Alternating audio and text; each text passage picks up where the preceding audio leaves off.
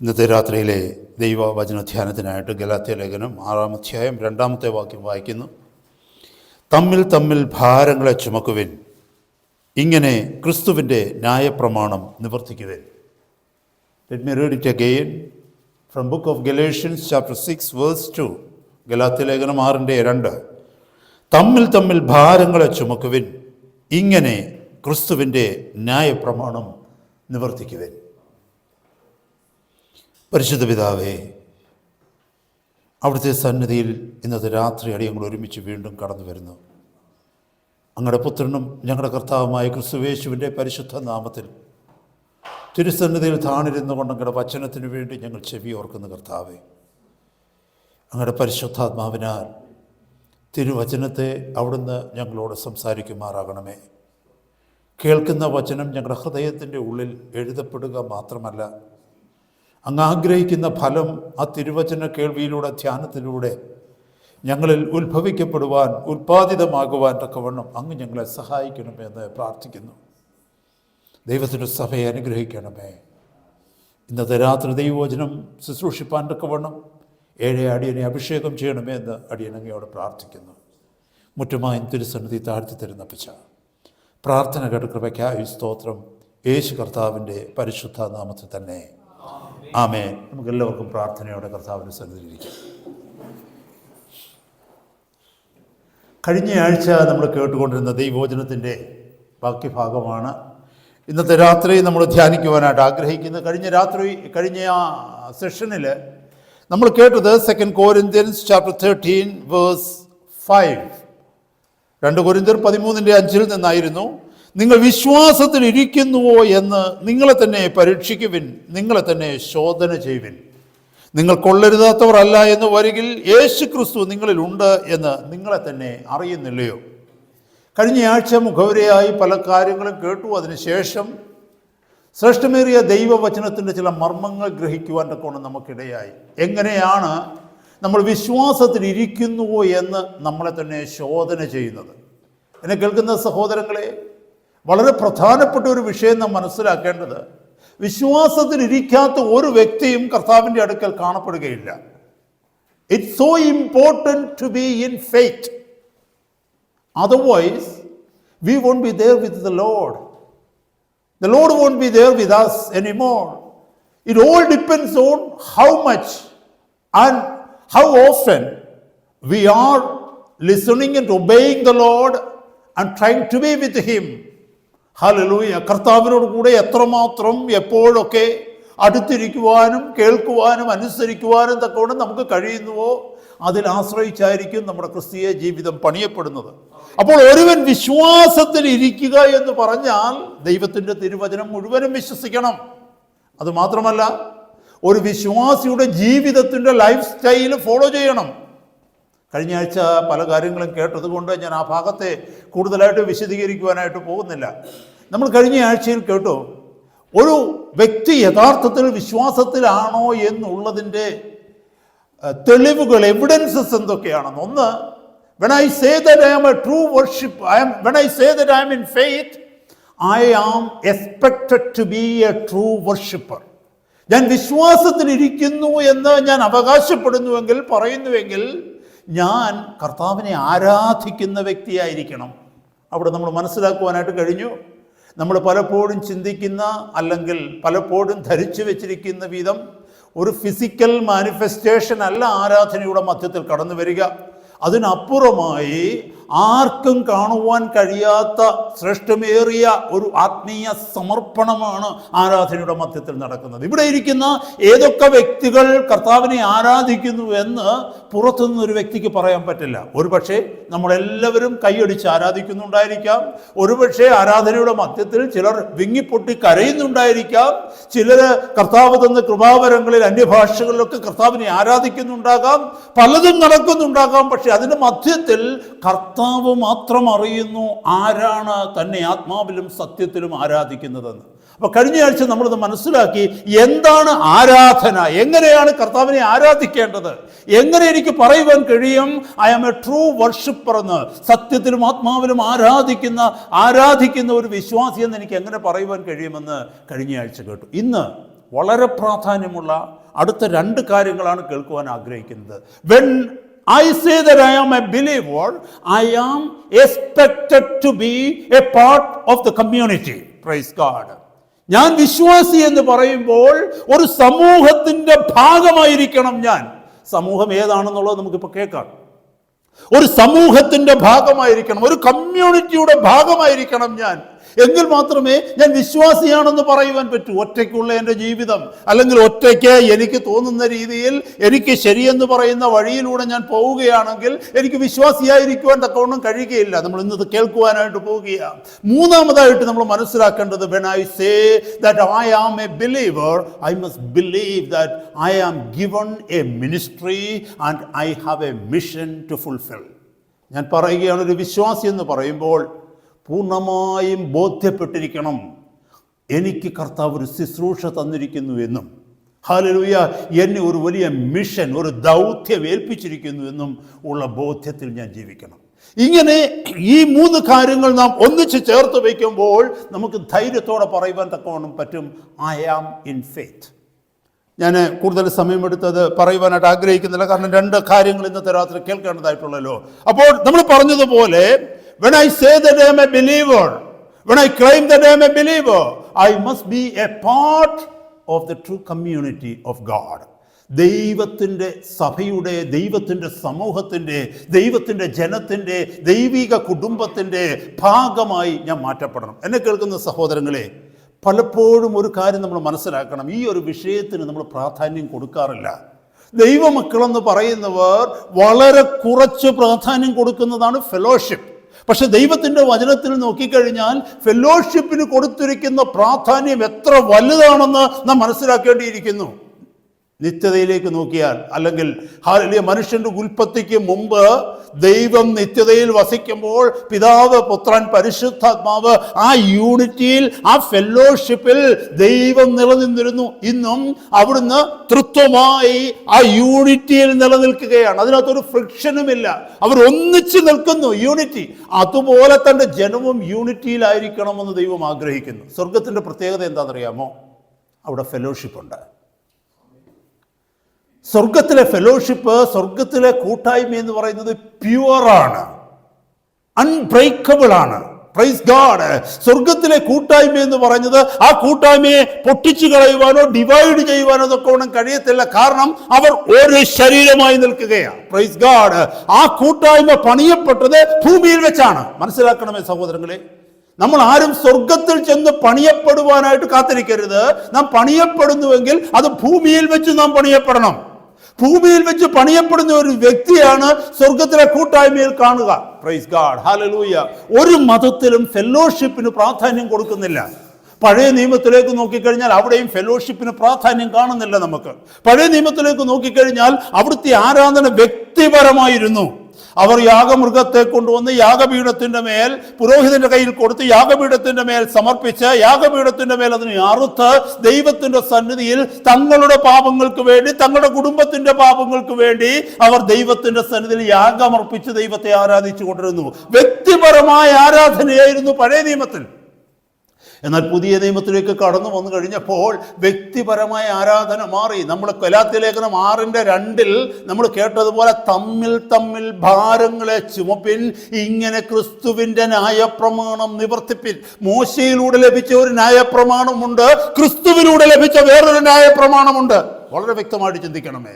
മോശയിലൂടെ ലഭിച്ച ന്യായപ്രമാണമുണ്ട്, ക്രിസ്തുവിലൂടെ ലഭിച്ച ന്യായപ്രമാണമുണ്ട്. ക്രിസ്തുവിലൂടെ ലഭിച്ച ന്യായപ്രമാണം നിവർത്തിക്കപ്പെടണമെങ്കിൽ തമ്മിൽ തമ്മിൽ bear one another's burden. Hallelujah. തമ്മിൽ തമ്മിൽ അവിടെ ഒരു വലിയ ആത്മീക ബന്ധത്തെ കുറിച്ചാണ് പറയുന്നത്.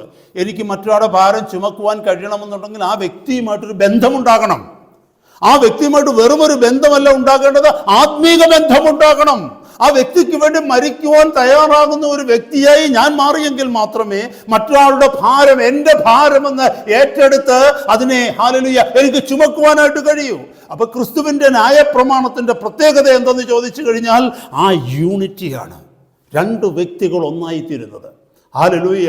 എഫേസ്യ ലേഖനം 2-ാം അധ്യായം താഴേക്ക് വായിച്ചു വരുമ്പോൾ അവിടെ എഴുതി വെച്ചിരിക്കുന്നു, അവൻ ഇരുപക്ഷത്തെയും ഒന്നാക്കി തീർത്തുവെന്ന. ദൈവസഭ എന്ന് പറയുന്നത്, ദൈവത്തിന്റെ സഭ പുതിയ നിയമ സഭയിലേക്ക് വരുമ്പോൾ പല ഗോത്രക്കാരാണ്, പല ഭാഷക്കാരാണ്, പല സംസ്കാരമുള്ളവരാണ്, പല ദേശക്കാരാണ്, പല വംശക്കാരാണ്, ലോകത്തിന്റെ നാനാഭാഗങ്ങളിൽ നിന്ന് വന്നവർ, പല വിദ്യാഭ്യാസമുള്ളവർ, ഉച്ച നീചത്വങ്ങളിൽ ജീവിക്കുന്നവർ, ഉയർന്ന എന്താ പറയുന്നു, ഉയർന്ന ജാതിയെന്നും താഴ്ന്ന ജാതിയെന്നും പറഞ്ഞ് ഇതിനകത്തൊക്കെ ഉള്ളവർ ദൈവത്തിന്റെ സഭയിലേക്ക് കടന്നു വരുമ്പോൾ there is no division at all there.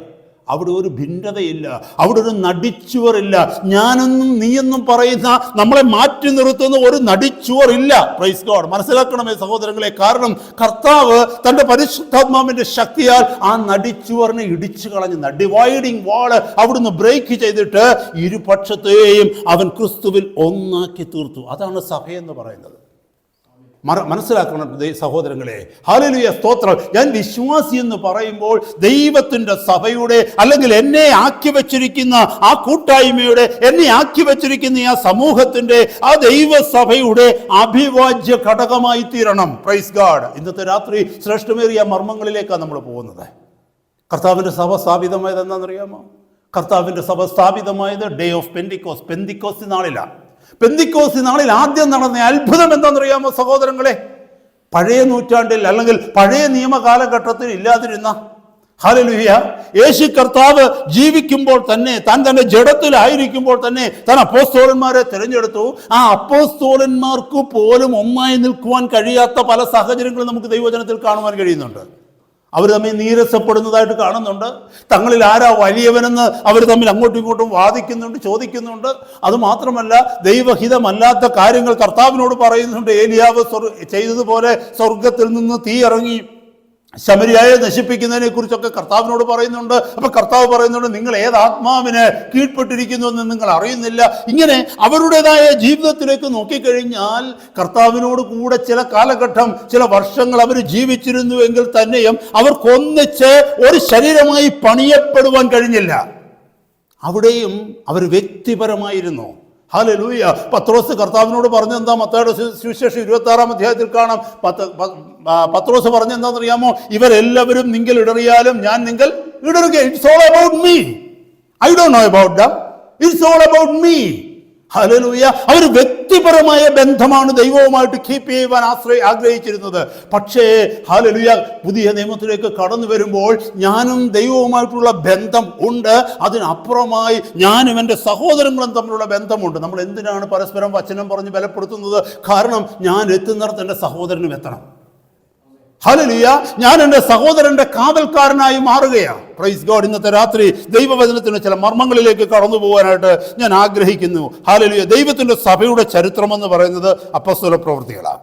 അപ്പോസ്തല പ്രവൃത്തിയിലേക്ക് കടന്നു വരുമ്പോൾ സഹോദരങ്ങളെ, അപ്പോസ്തല പ്രവൃത്തി 2-ാം അധ്യായത്തിലാണ് ഹല്ലേലൂയ ആ വലിയ അത്ഭുതം. സ്വർഗം തുറന്ന് ദൈവത്തിന്റെ പരിശുദ്ധാത്മാവ് ഭൂമിയിലേക്ക് ഇറങ്ങി വന്ന് ഹല്ലേലൂയ സാധാരണക്കാരായ മനുഷ്യരിലേക്ക് നിറഞ്ഞിട്ട് അവരെ അമാനുഷികരാക്കി മാറ്റി. അതുവരെ ഒരു വ്യക്തിക്ക് കഴിയാതിരുന്നത് ഹല്ലേലൂയ അന്ന് മുതൽ കഴിയുവാനായിട്ട് തുടങ്ങി.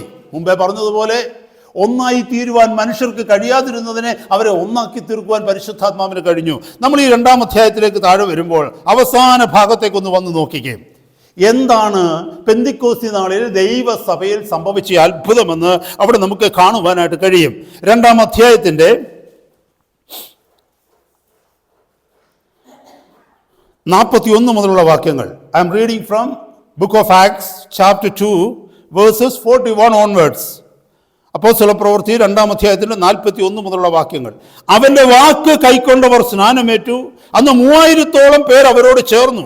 അവർ അപ്പോസ്തലന്മാരുടെ ഉപദേശം കേട്ടും കൂട്ടായ്മ ആചരിച്ചും അപ്പം നുറുക്കിയും പ്രാർത്ഥന കഴിച്ചും പോന്നു. ഇത് നമുക്കറിയാം. ദൈവസഭയുടെ അടിസ്ഥാന ഉപദേശങ്ങളാണ് അവിടെ നമുക്ക് വായിക്കുവാനായിട്ട് കഴിയുന്നത്. Praise God. കാരണം എന്തെന്ന് ചോദിച്ചാൽ, താഴേക്ക് വായിക്കുന്ന വചനഭാഗം ശ്രദ്ധിക്കുമ്പോൾ അതുവരെ അവരുടെ ജീവിതത്തിൽ ഇല്ലാതിരുന്ന ഒരു പ്രവൃത്തി നമുക്ക് ഇവിടെ കാണുവാനായിട്ട് കഴിയും. 43 മുതലുള്ള വാക്യങ്ങൾ. എല്ലാവർക്കും ഭയമായി. അപ്പോസ്തലന്മാരാൽ ഏറിയ അത്ഭുതങ്ങളും അടയാളങ്ങളും നടന്നു. വിശ്വസിച്ചവർ എല്ലാവരും ഒരുമിച്ചിരുന്ന് സകലവും പൊതുവകയെന്ന് എണ്ണുകയും ജന്മ ജന്മഭൂമികളും വസ്തുവകകളും വിറ്റ് അവനവൻ ആവശ്യമുള്ളതുപോലെ എല്ലാവരും പങ്കിടുകയും. ഞാനൊന്ന് ചോദിക്കട്ടെ, മനുഷ്യൻ എന്തിനാണ് ഈ ഭൂമിയിൽ ജീവിക്കുന്നത്? തങ്ങൾക്ക് വേണ്ടിയാ അധ്വാനിക്കുന്ന. എങ്ങനെ? എന്തിനു വേണ്ടി? തങ്ങൾക്കും തങ്ങളുടെ കുടുംബത്തിനും തങ്ങളുടെ കുഞ്ഞുങ്ങൾക്കും വേണ്ടി, അല്ലേ? ഹല്ലേലൂയ. ഇന്ന് നമുക്കറിയാം പരസ്പരം അടിയുണ്ടാക്കുന്നത്, പരസ്പരം കുത്തിക്കൊല്ലുന്നത്, അല്ലെങ്കിൽ മറ്റുള്ളവർക്കെതിരെ കേസ് കൊടുക്കുന്നത് എന്തിനാ? ഈ എർത്തിലി അല്ലെങ്കിൽ ഈ ഭൂമിയിലുള്ള സമ്പത്തിനു വേണ്ടി, അല്ലേ സഹോദരങ്ങളെ? എല്ലാത്തിൻ്റെയും മൂല കാരണം എന്ന് പറയുന്ന കർത്താവിൻ്റെ വചനത്തിൽ പറയുന്നത് പോലെ ദ്രവ്യാഗ്രഹമാണ്. തീമോത്തിയുടെ ലേഖനത്തിൽ നമ്മൾ വായിക്കുന്നത് പോലെ, അല്ലേ? ദ്രവ്യാഗ്രഹമാണ് എല്ലാ ദോഷങ്ങളുടെയും മൂല കാരണമെന്ന് നമ്മൾ വായിക്കുന്നു. ദ്രവ്യത്തിന് വേണ്ടിയാണ് മനുഷ്യൻ ഓടുന്നത്, ദ്രവ്യത്തിന് വേണ്ടിയാണ് ബന്ധങ്ങളെ തകർത്ത് കളയുന്നത്, ദ്രവ്യത്തിന് വേണ്ടി അല്ലെങ്കിൽ സമ്പത്തിന് വേണ്ടിയാണ് ഹല്ലേലൂയ കൂട്ടുകാരന്റെ ശത്രുവായി മാറുന്നത്. ഇതെല്ലാം സമ്പത്താ. പക്ഷെ പരിശുദ്ധാത്മാവ് വന്ന് ദൈവത്തിന്റെ സഭ പണിഞ്ഞപ്പോൾ ഇവിടെ സംഭവിച്ച ആദ്യത്തെ അത്ഭുതം എന്തുവാണെന്നറിയാമോ? ഈ സമ്പത്തൊന്നും എന്റേതല്ലെന്നുള്ള ഒരു ബോധ്യം അവർക്കുണ്ടായി. തങ്ങളുടെ സ്വന്തമായി തങ്ങൾ പിടിച്ചു വെച്ചിരുന്നത് അതിന്റെ ഒരു ഭാഗം മറ്റുള്ളവർക്ക് കൂടി കൊടുക്കുവാനുള്ള മനസ്സ് ആദ്യമായി അവരുടെ ജീവിതത്തിൽ കടന്നു വന്നു.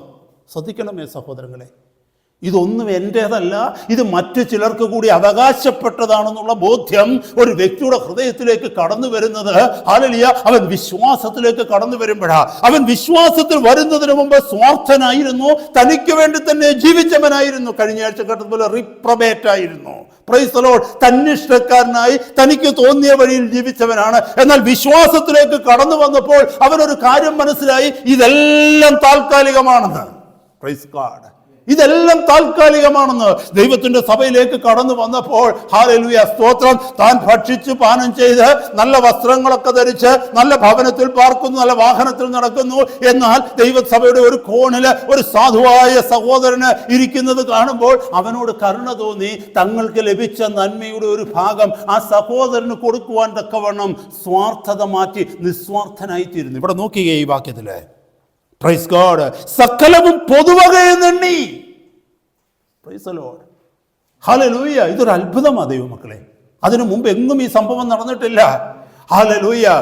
നമുക്കറിയാം യോശുവയുടെ പുസ്തകത്തിലേക്കൊക്കെ കടന്നു വരുമ്പോൾ ഇസ്രായേൽ ജനത്തിന് ഓരോ സ്ഥലം അവകാശം വെച്ച് ഭാഗിച്ചു കൊടുക്കുന്ന സമയത്ത് അവിടെ സഹോദരന്മാർ ഇസ്രായേലിലുള്ള ഗോത്രക്കാർ തമ്മിൽ അവർ വാഗ്വാദം ഉണ്ടാകുന്നതുകൊണ്ട് നമുക്കവിടെ കാണുവാനായിട്ട് കഴിയും. നല്ല നിലത്തിന് വേണ്ടി, നല്ല ഭൂമിക്ക് വേണ്ടി. നമുക്കറിയാം അബ്രഹാമും ലോത്തും തമ്മിലുള്ള ആ ഫ്രിക്ഷൻ നമുക്കറിയാൻ പറ്റും. നല്ല ഭൂമിക്ക് വേണ്ടി. പഴയ നിയമത്തിലെല്ലാം നമുക്കത് കാണുവാനായിട്ട് പറ്റും.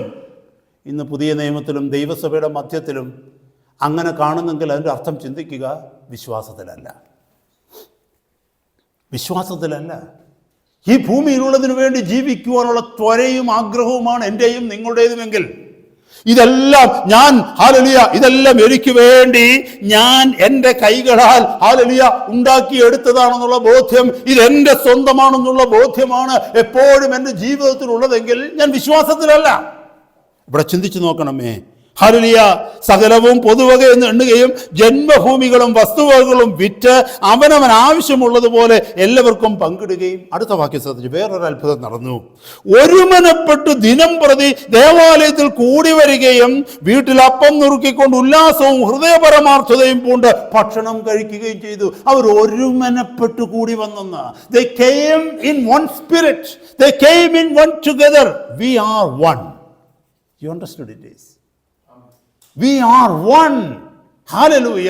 ശ്രേഷ്ഠമേറിയ പ്രവൃത്തി നടന്നത് എവിടെയാണെന്നറിയാമോ? അവർ വിശ്വാസത്തിലേക്ക് കടന്നു വന്ന് പറയുന്നു. മുമ്പ് നമ്മൾ വായിച്ചല്ലോ, അവന്റെ വാക്ക് കൈക്കൊണ്ടവർ സ്നാനമേറ്റു. അന്ന് 3000-ഓളം പേർ അവരോട് ചേർന്നു. പിന്നെ ആ ചേർന്ന് വന്നവരാണ് ദൈവസഭ പണിയപ്പെട്ടത്. അപ്പോസ്തലന്മാരുടെ ഉപദേശത്തിന്റെ മേല് ഹല്ലേലൂയ ദൈവത്തിന്റെ സഭ പണിയപ്പെടുക. താഴേക്ക് വായിച്ചു വരുമ്പോൾ 47-ാമത്തെ വാക്യത്തിന്റെ അവസാന ഭാഗത്ത് പറയുന്നു, കർത്താവ് രക്ഷിക്കപ്പെടുന്നവരെ ദിനം പ്രതി സഭയോട് ചേർത്തുകൊണ്ടിരുന്നു. ഇങ്ങനെ ചേർത്തു വരുന്നവരാണ് അവർ ഒരുമനപ്പെട്ട് ആലയത്തിലേക്ക് കടന്നു വന്ന് ദൈവത്തെ ആരാധിച്ചു. ആലയത്തിലേക്ക് കടന്നു വന്നതിന് പല ഉദ്ദേശങ്ങൾ കാണും.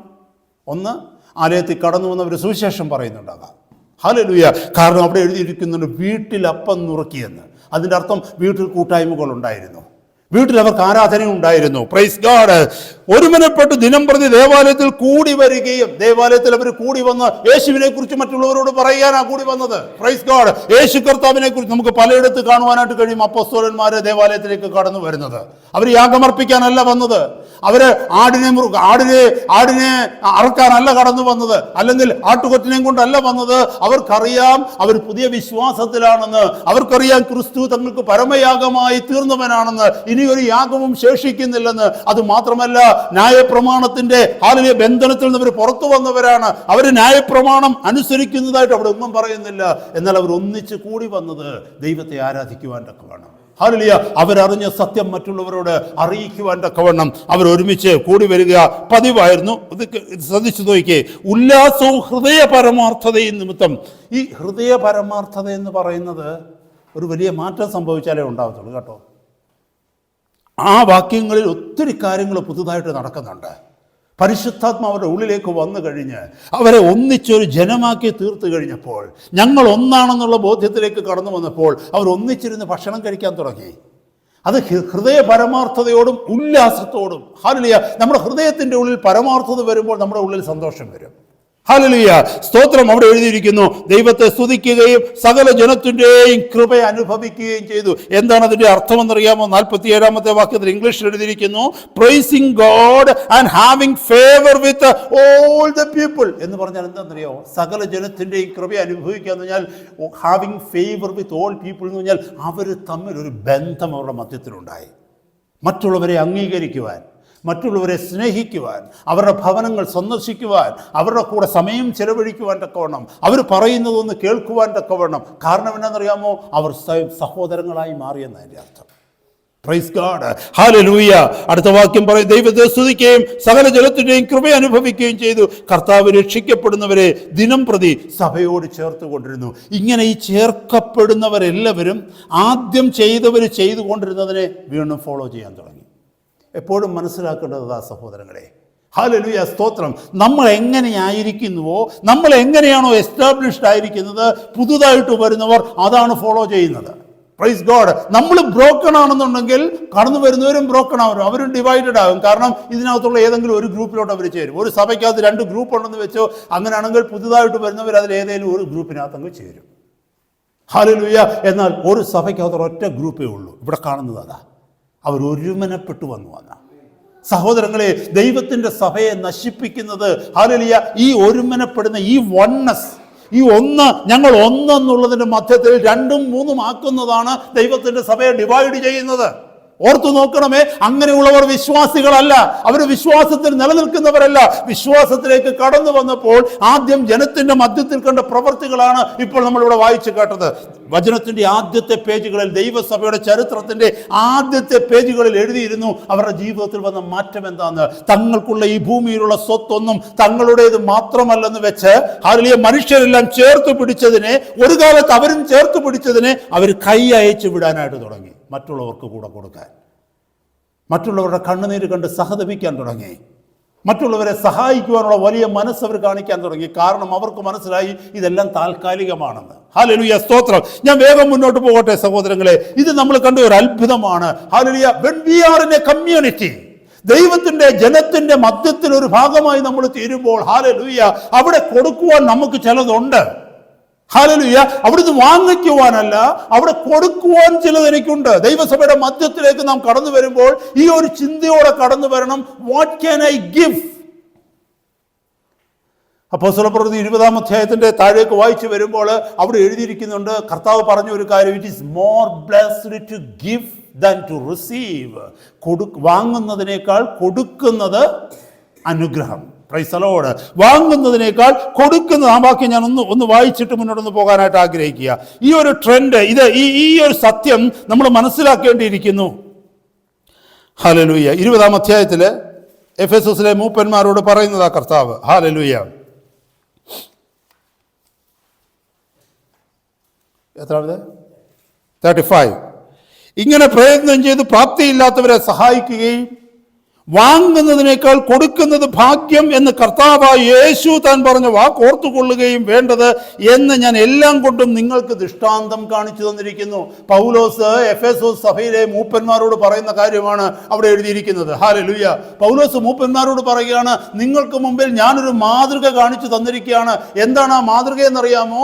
ഞാൻ ആരുടെയും കയ്യിൽ നിന്നും വാങ്ങിക്കുവാനുള്ള ആഗ്രഹം കാണിച്ചത് ഞാൻ അധ്വാനിച്ചിട്ട് അവിടെ എഴുതിയിരിക്കുന്നു, അധ്വാനിച്ച് പ്രാപ്തി പോലെ മറ്റുള്ളവരെ സഹായിക്കുന്നു, കൊടുത്ത് അനുഗ്രഹം വാങ്ങിക്കുന്നു. അതിന് എന്നെ കേൾക്കുന്ന സഹോദരങ്ങളെ, നമ്മൾ കർത്താവിൻ്റെ സഭയിലേക്ക് കടന്നു വരുമ്പോൾ നമ്മുടെ ഹൃദയത്തിലെ ചിന്ത എന്താ? എല്ലാവരും എന്നെ അംഗീകരിക്കണമെന്നാണോ? എല്ലാവരും എന്നെ സ്വീകരിക്കണമെന്നാണോ? ഞാൻ അനുഗ്രഹിക്കപ്പെടണമെന്നാണോ? അതോ ഈ പറഞ്ഞിരിക്കുന്ന വചനപ്രകാരം ദൈവസഭയ്ക്ക് എനിക്കെന്ത് കൊടുക്കാൻ പറ്റും, സഹോദരങ്ങൾക്ക് എനിക്കെന്ത് കൊടുക്കാൻ പറ്റും, അല്ലെങ്കിൽ എനിക്ക് എങ്ങനെ അവരെ സന്തോഷിപ്പിക്കുവാനായിട്ട് പറ്റും, എനിക്ക് എങ്ങനെ അവർക്ക് സമാധാനം കൊടുക്കുവാനായിട്ട് പറ്റും? Praise God. അതൊരു വലിയ മാറ്റമാണ് നമ്മുടെ ജീവിതത്തിൽ ഉണ്ടാക്കുന്നത്. പലപ്പോഴും പല സഭകളിലും പലരും ഒഫൻഡഡ് ആകുന്നതിൻ്റെ കാരണം അവർക്ക് സ്ഥാനം കൊടുക്കുന്നില്ല, അവർക്ക് മാനം കൊടുക്കുന്നില്ല, അവരെ അംഗീകരിക്കുന്നില്ല. Praise God. ഹല്ലേലൂയ. അവർക്ക് അവരെ ആരും ബോധർ ചെയ്യുന്നില്ല. ഇങ്ങനെയൊക്കെയുള്ള ചിന്തകളാണ് പലരെയും ഒരു പക്ഷേ സഭയുടെ മധ്യത്തിൽ നിന്ന് പുറകോട്ട് വലിക്കുന്നത്. എന്നാൽ ഒരു വ്യക്തി കടന്നു വന്ന് ചിന്തിക്കുകയാണെന്ന് വെച്ചോ, എനിക്ക് എന്ത് കൊടുക്കാൻ പറ്റും? പുതിയ നിയമത്തിൽ ഈ വിശ്വാസത്തിലേക്ക് വന്നപ്പോൾ അവരുടെ ജീവിതത്തിൽ നോക്കിക്കേ, അവർ പൊതുവകയെന്ന് എണ്ണിയെന്ന എന്ന് പറഞ്ഞാൽ അവരെല്ലാവരും കൊടുക്കാൻ തയ്യാറായി എന്നതിൻ്റെ അർത്ഥം. ഹല്ലേലൂയ. അത് പണമായിക്കൊള്ളട്ടെ, തങ്ങളുടെ ആരോഗ്യമായിക്കൊള്ളട്ടെ, തങ്ങളുടെ സമയമായിക്കൊള്ളട്ടെ, തങ്ങൾക്കുള്ളത് എന്തുമായിക്കൊള്ളട്ടെ, അത് ദൈവത്തിൻ്റെ സഭയ്ക്ക് ഒരു രീതിയിൽ അല്ലെങ്കിൽ മറ്റൊരു രീതിയിൽ അനുഗ്രഹമായി തീരുന്നുവെങ്കിൽ, കൂട്ടു സഹോദരങ്ങൾക്ക് അത് അനുഗ്രഹമായി തീരുന്നുവെങ്കിൽ, തങ്ങളുടെ ശരീരം കൊണ്ടോ തങ്ങളുടെ സമയം കൊണ്ടോ തങ്ങളുടെ സമ്പത്ത് കൊണ്ടോ തങ്ങൾക്കുള്ള ഏതെങ്കിലും സാഹചര്യങ്ങൾ കൊണ്ടോ അവർ മറ്റുള്ളവരെ സഹായിക്കുവാൻ തക്കവണ്ണം തയ്യാറായി എന്നതിൻ്റെ അർത്ഥം. സഹോദരങ്ങളെ, ഹല്ലേലൂയ, സ്തോത്രം. നമ്മൾ മറന്നു പോകരുത്. ദൈവവചനത്തിൽ മറ്റൊരു ഭാഗത്തിലേക്ക് വരാനായിട്ട് ഞാൻ ആഗ്രഹിക്കുകയാണ്. ഹല്ലേലൂയ. മത്തായിയുടെ സുവിശേഷം 18-ാം അധ്യായത്തിലേക്ക് വരുമ്പോൾ ഈ ദൈവത്തിൻ്റെ സഭയുടെ മധ്യത്തിൽ ഒന്നായിരിക്കുന്നതിൻ്റെ മധ്യത്തിൽ ദൈവത്തിൻ്റെ പ്രവൃത്തി വെളിപ്പെടുന്ന വാഗ്ദത്തം നമുക്ക് ഇവിടെ കാണുവാനായിട്ട് കഴിയും. എന്തുകൊണ്ടാണ് ദൈവസഭയുടെ മധ്യത്തിൽ അത്ഭുതങ്ങൾ നടക്കുന്നത്? ദൈവസഭയുടെ മധ്യത്തിൽ അത്ഭുതങ്ങൾ നടക്കുന്നത് അവർ ഒന്നായിരിക്കുന്നത് കൊണ്ടാണ്. എന്തുകൊണ്ടാണ് ഈ കാലഘട്ടങ്ങളിൽ ദൈവസഭയുടെ മധ്യത്തിൽ അത്ഭുതങ്ങൾ നടക്കാത്തത്? കാരണം മറ്റൊന്നുമല്ല, ദൈവത്തിൻ്റെ സഭയുടെ മധ്യത്തിൽ ജനം ഡിവൈഡഡ് ആയിരിക്കുന്നത് കൊണ്ടാണ്. ഈ വാക്യം ഒന്ന് വായിച്ചു നോക്കാമല്ലോ. 18-ാം അധ്യായത്തിന്റെ 15 മുതലുള്ള വാക്യങ്ങൾ. Matthew chapter 18 verse 15 onwards. നിന്റെ സഹോദരൻ നിന്നോട് പിഴച്ചാൽ നീ ചെന്ന് നീയും അവനും മാത്രമുള്ളപ്പോൾ കുറ്റം അവന് ബോധ്യം വരുത്തുക. അവൻ നിന്റെ വാക്ക് കേട്ടാൽ നീ സഹോദരനെ നേടി. നമ്മൾ ശ്രദ്ധിച്ച് കേൾക്കണമേ സഹോദരങ്ങളെ. ദൈവത്തിൻ്റെ സഭയിൽ ഏതെങ്കിലും ഒരു സഹോദരന് തോന്നുകയാണെന്ന് വെച്ചോ, മറ്റൊരു സഹോദരൻ ആ പഴയ ബന്ധത്തിലല്ലെന്ന്, പഴയ കൂട്ടായ്മയിലല്ലെന്ന്, പഴയ സ്നേഹത്തിലല്ലെന്ന് ഒരുവന് തോന്നിക്കഴിഞ്ഞാൽ ആ വ്യക്തി എന്താ ചെയ്യേണ്ടതെന്ന് അറിയാമോ? കാരണം താൻ വിശ്വാസിയാണ്, താൻ വിശ്വാസത്തിൽ ഇരിക്കുന്ന വ്യക്തിയാണ്. ഒരിക്കലും അവിടെ ഒരു ഡിവിഷൻ ഉണ്ടാകാൻ പാടില്ല. കാരണം സ്വർഗത്തിൽ ഡിവിഷൻ ഇല്ല. ഞാൻ സ്വർഗത്തിൽ കടന്നു ചെല്ലുവാൻ ആഗ്രഹിക്കുന്ന വ്യക്തിയാണെങ്കിൽ, ഞാൻ കർത്താവിനോട് വസിക്കുവാൻ ആഗ്രഹിക്കുന്ന വ്യക്തിയാണെങ്കിൽ, സ്വർഗത്തിൽ ചെന്നല്ല ഞാൻ രമ്യതപ്പെടേണ്ടത്, ഈ ഭൂമിയിൽ വെച്ച് തന്നെ രമ്യതപ്പെടണം. അപ്പോൾ ദൈവത്തിൻ്റെ സഭയുടെ മധ്യത്തിൽ ശ്രദ്ധിച്ചു കേൾക്കണമേ സഹോദരങ്ങളെ, ഏതെങ്കിലും ഒരു സഹോദരനോ സഹോദരിയോ ഇൻഡിഫറൻ്റ് ആയി അല്ലെങ്കിൽ നമ്മളിൽ നിന്ന് അകന്നു പോകുന്നതായിട്ട് നമുക്ക് തോന്നുന്നുവെങ്കിൽ, there must be a reason for that. അങ്ങനെ ഒരു കാര്യം സംഭവിച്ചാൽ എന്താ ചെയ്യേണ്ടത്? 4 പേരോട് പറഞ്ഞുകൊണ്ട് നടക്കുകയല്ല ചെയ്യേണ്ടത്. ആ വ്യക്തി എന്ത് ചെയ്യണമെന്നറിയാമോ? നിന്റെ സഹോദരൻ നിന്നോട് പിഴച്ചാൽ, ഏതെങ്കിലും ഒരു തെറ്റ് നിന്നോട് ചെയ്തെന്ന് നിനക്ക് തോന്നിയാൽ, അല്ലെങ്കിൽ നിന്നെ വേദനിപ്പിച്ചെന്ന് തോന്നിയാൽ, ഏതെങ്കിലും രീതിയിൽ ഒഫൻഡഡ് ആയി എന്ന് തോന്നിയാൽ, നീ എന്ത് ചെയ്യണമെന്നറിയാമോ? നീയും അവനും മാത്രമുള്ളപ്പോൾ കുറ്റം അവന് ബോധ്യം വരുത്തുക. അവൻ നിന്റെ വാക്ക് കേട്ടാൽ നീ സഹോദരനെ നേടി. Praise god. Very very important. സാരമില്ലെന്നും പറഞ്ഞ് തള്ളിക്കളയരുത്. കാരണം എന്ന് പറഞ്ഞാൽ, ഹല്ലേലൂയ, നമ്മൾ പരസ്പരം ഉത്തരവാദിത്വം, we are accountable for each other, we are in one body. കർത്താവിൻ്റെ ശരീരമാകുന്ന സഭയുടെ മധ്യത്തിലാണിത്. നമുക്കറിയാം, ഈ ഇലക്ട്രിക് പാനലുകളിലൊക്കെ ഒത്തിരി സർക്യൂട്ട്സ് ഉണ്ടല്ലേ. ഏതെങ്കിലും ഒരു സർക്യൂട്ട് ബ്രേക്ക് ആണെന്നുണ്ടെങ്കിൽ പവർ സപ്ലൈ ഉണ്ടാവുമോ? ഒരിക്കലും ഉണ്ടാകത്തില്ല. ടെലിഫോണൊക്കെ എടുത്തു കഴിഞ്ഞാൽ നമുക്കറിയാം, മൊബൈൽ ഫോൺസ് ഒക്കെ എടുത്തു കഴിഞ്ഞാൽ അതിനകത്ത് ഒത്തിരി സർക്യൂട്ട്സ് ഉണ്ടല്ലേ, ഒരുപാട് സർക്യൂട്ട്സ് ഉണ്ട്. ഏതെങ്കിലും ഒന്ന് ബ്രേക്കായി കഴിഞ്ഞാൽ ആ പവർ അല്ലെങ്കിൽ ആ പവർ സപ്ലൈ അതിനകത്ത് സ്റ്റോപ്പായി പോകും. നമ്മുടെ ഫ്യൂസ് വയറിൻ്റെ കാര്യം അറിയത്തില്ലേ? ഫ്യൂസ് വയർ പോയി കഴിഞ്ഞാൽ എന്താ? പവർ സപ്ലൈ പോയി. പിന്നെ ആ ഫ്യൂസ് വയർ കണക്ട് ചെയ്യണം. Praise God. അതുപോലെ എന്നെ കേൾക്കുന്ന സഹോദരങ്ങളെ, ദൈവസഭയുടെ മധ്യത്തിൽ ഹല്ലേലൂയ നമ്മൾ കാണുകയാണെന്ന് വെച്ചോ, നമുക്ക് ആർക്കെങ്കിലും തോന്നുകയാണെന്ന് വെച്ചോ, ഈ സഹോദരൻ ഈ ഇടയായിട്ട് എന്നിൽ നിന്നൊരു അകൽച്ച കാണിക്കുന്നു, ഈ സഹോദരി എന്നിൽ നിന്നൊരു അകൽച്ച കാണിക്കുന്നു, അങ്ങനെ നമുക്ക് തോന്നുകയാണെങ്കിൽ, അല്ലെങ്കിൽ ആരെങ്കിലും നമ്മളെ വേദനിപ്പിച്ചു എന്ന് നമ്മൾ തോന്നുകയാണെങ്കിൽ, അല്ലെങ്കിൽ നമ്മളാരെങ്കിലും വേദനിപ്പിച്ചു എന്ന് തോന്നുകയാണെങ്കിൽ, എന്തുമായിക്കൊള്ളട്ടെ, ആ ഒരുമനപ്പെടുന്ന അനുഭവം മാറുകയാണെങ്കിൽ, you got to take the responsibility of going to that brother individually or going to that sister individually. അത് നമ്മുടെ ഉത്തരവാദിത്വമാണ്. വിശ്വാസത്തിൽ നമ്മൾ ഇരിക്കുന്നു എന്നുള്ളതിൻ്റെ ഉറപ്പാണ്. കാരണം എന്നറിയാമോ, ക്രിസ്തീയ ജീവിതത്തെ നാം ഗൗരവത്തോടെ കാണുന്നു. ഹല്ലേലൂയ. ഇവിടെ പറയുന്നു ആദ്യത്തെ ഫസ്റ്റ് സ്റ്റെപ്പ് എന്താണ്? അതിൻ്റെ റിസ്റ്റോറേഷൻ്റെ ഫസ്റ്റ് സ്റ്റെപ്പ് എന്താണെന്നറിയാമോ? ഹല്ലേലൂയ. നമ്മൾ ഇൻഡിവിജ്വലി ആ വ്യക്തിയുടെ അടുത്ത് പോയിട്ട് കാര്യം ആ വ്യക്തിക്ക് ബോധം വരുത്തണം. സഹോദര, കഴിഞ്ഞ കുറച്ച് നാളുകളായിട്ട് ഞാൻ ശ്രദ്ധിക്കുന്നു, ആ പഴയ ഒരു ബന്ധം കാണുന്നില്ല, പഴയ ഒരു സന്തോഷം കാണുന്നില്ല മുഖത്ത്. എന്നോടുള്ള ബന്ധത്തിൽ അല്ലെങ്കിൽ എന്നോടുള്ള കൂട്ടായ്മയിൽ എന്തെങ്കിലും കുഴപ്പം പറ്റിയിട്ടുണ്ടോ? ഞാൻ എന്തെങ്കിലും ചെയ്ത് വേദനിപ്പിച്ചിട്ടുണ്ടോ? അല്ലെങ്കിൽ ഏതെങ്കിലും രീതിയിൽ എനിക്കെതിരെ സഹോദരൻ്റെ ഹൃദയത്തിൽ എന്തെങ്കിലും ഭാരമുണ്ടോ? അല്ലെങ്കിൽ സഹോദരിയുടെ ഹൃദയത്തിൽ എന്തെങ്കിലും ഭാരമുണ്ടോ? നമ്മൾ ചോദിക്കണം. ഉണ്ടെന്നുണ്ടെങ്കിൽ അതവിടെ വെച്ച് പറഞ്ഞു തീർത്തു കഴിഞ്ഞാൽ, ഇവിടെ പറയുന്നു നീ സഹോദരനെ നേടി. അവിടെ ഒരു കാര്യം നമ്മൾ മനസ്സിലാക്കേണ്ടത് എന്താണെന്നറിയാമോ? ഹ്യൂമൻ നേച്ചർ എന്താണെന്നറിയാമോ? നമ്മൾ ആരോടെങ്കിലും ചോദിക്കുക എന്തെങ്കിലും വിഷയമുണ്ടോ പ്ലീസ് എന്ന് പറഞ്ഞു കഴിഞ്ഞാൽ തിരിച്ചിങ്ങോട്ട് കേൾക്കുക ഒരു വിഷയവുമില്ല. നമുക്ക് ചെയ്യാൻ പറ്റുന്ന ഇതേ ഉള്ളൂ, ചെന്ന് ചോദിക്കുക.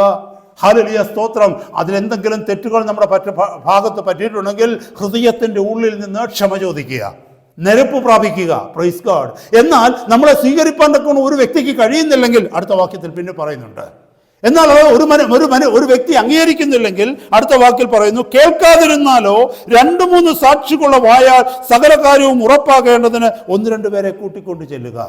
ആദ്യം ഒറ്റയ്ക്ക് പോയി അത് സോർട്ട് ഔട്ട് ചെയ്യാനായിട്ട് നോക്കി, ഒറ്റയ്ക്ക് പോയി പരിഹരിക്കുവാനായിട്ട് നോക്കി. ആ വ്യക്തി നമ്മളെ അംഗീകരിക്കുന്നില്ലെന്ന് കണ്ടു കഴിഞ്ഞാൽ, 2 പേരും ഒരു സഭയിലായിരിക്കുന്നത് കൊണ്ട്, ശ്രദ്ധിക്കണമേ, 2 പേരും ഒരു സഭയിലായിരിക്കുന്നത് കൊണ്ട് ദൈവത്തിൻ്റെ സന്നിധിയിൽ നീ ഉത്തരവാദിയാകാതിരിക്കണമെങ്കിൽ നീ ചെയ്യാനുള്ളത് നീ ചെയ്തു എന്നും പറഞ്ഞ് ഞാൻ ചെന്ന് സംസാരിച്ചു, കാര്യങ്ങളൊന്നും നടക്കുന്നില്ലെന്ന് പറഞ്ഞ് മിണ്ടാതിരിക്കുകയല്ല. കർത്താവ് പറഞ്ഞ അടുത്ത പ്രമാണമാണ്, ദൈവസഭയുടെ മധ്യത്തിൽ നിന്ന് നിനക്ക് വിശ്വാസമുള്ള 2-3 പേരെ കൂട്ടിക്കൊണ്ട് നീ ആ ഭവനത്തിൽ ചെല്ലുക, ആ വ്യക്തിയുടെ അടുത്ത് ചെല്ലുക. അത് സഹോദരനോ സഹോദരിയായിക്കൊള്ളട്ടെ, അവിടെ ചെല്ലുക. ചർച്ചിൻ്റെ എൽഡേഴ്സ് ആയിരിക്കാം, അതല്ലെങ്കിൽ ഏതെങ്കിലും വിശ്വസിക്കാവുന്ന പക്വതയുള്ള സഹോദരന്മാരോ സഹോദരിമാരോ ആകാം. സഹോദരിമാരുടെ കാര്യത്തിൽ സഹോദരന്മാരുടെ കാര്യത്തിൽ സഹോദരന്മാർ ആകാം. ഇവിടെ പറയുന്നു, കേൾക്കാതിരുന്നാലോ നീ ചെന്ന് നിന്റെ വാക്ക് കേട്ടാൽ നീ സഹോദരനെ നേടി. കേൾക്കാതിരുന്നാലോ 2-3 സാക്ഷികളുടെ വായാൽ സകല കാര്യവും ഉറപ്പാക്കേണ്ടതിന് 1-2 പേരെ കൂട്ടിക്കൊണ്ട് ചെല്ലുക. ഇത് 2ാമത്തെ സ്റ്റെപ്പാണ്. എന്തിനാണെന്നറിയാമോ? കൂട്ടായ്മ ബന്ധം ഉറപ്പിക്കാനാണ്. നമ്മുടെ മൂലം ദൈവസഭയുടെ മധ്യത്തിൽ ദൈവത്തിൻ്റെ പ്രവൃത്തികൾ നടക്കാതെ വരരുത്. ഹല്ലേലൂയ. കർത്താവിൻ്റെ മുമ്പിൽ നമ്മൾ കണക്ക് കൊടുക്കുവാൻ തക്കവണ്ണം ഇടയാകാതെ വരരുത്. ഞാൻ മൂലം ദൈവത്തിൻ്റെ സഭയുടെ അനുഗ്രഹം നഷ്ടപ്പെടുവാൻ തക്കവണ്ണം ഇടയാകരുത്. ഞാൻ ഒരു ഡിവൈഡറായി മാറരുത്. എത്ര പ്രാധാന്യമുള്ളതാ ദൈവത്തിൻ്റെ വചനം. ഹല്ലേലൂയ. അടുത്ത വാക്യം നോക്കിയേ, അവരെ കൂട്ടാക്കാതിരുന്നാൽ, if they don't regard them, if they don't consider them, even if you take 2-3 people together and going to that particular person trying to sort out the issue and they don't he doesn't or she doesn't bother them, കൂട്ടാക്കാതെ വന്നു കഴിഞ്ഞാൽ, അവരെ കൂട്ടാക്കാതെ വന്നാൽ സഭയോട് അറിയിക്കുക. See, this is the third step. സഭയോട് അറിയിക്കുക, സഭയുടെ ശുശ്രൂഷകരെ അറിയിക്കുക.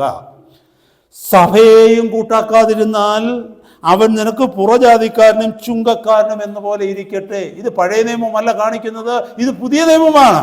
ഇത് പുതിയ നിയമത്തിൻ്റെ പ്രമാണമാണ് കർത്താവ് പറയുന്നത്. കാരണം ഇനി ആ വ്യക്തിയുമായിട്ട് ശ്രദ്ധിച്ച് കേൾക്കണമേ സഹോദരേ, ഇനിയും ആ വ്യക്തിയുമായിട്ട് യാതൊരു കൂട്ടായ്മയും നിനക്കില്ല.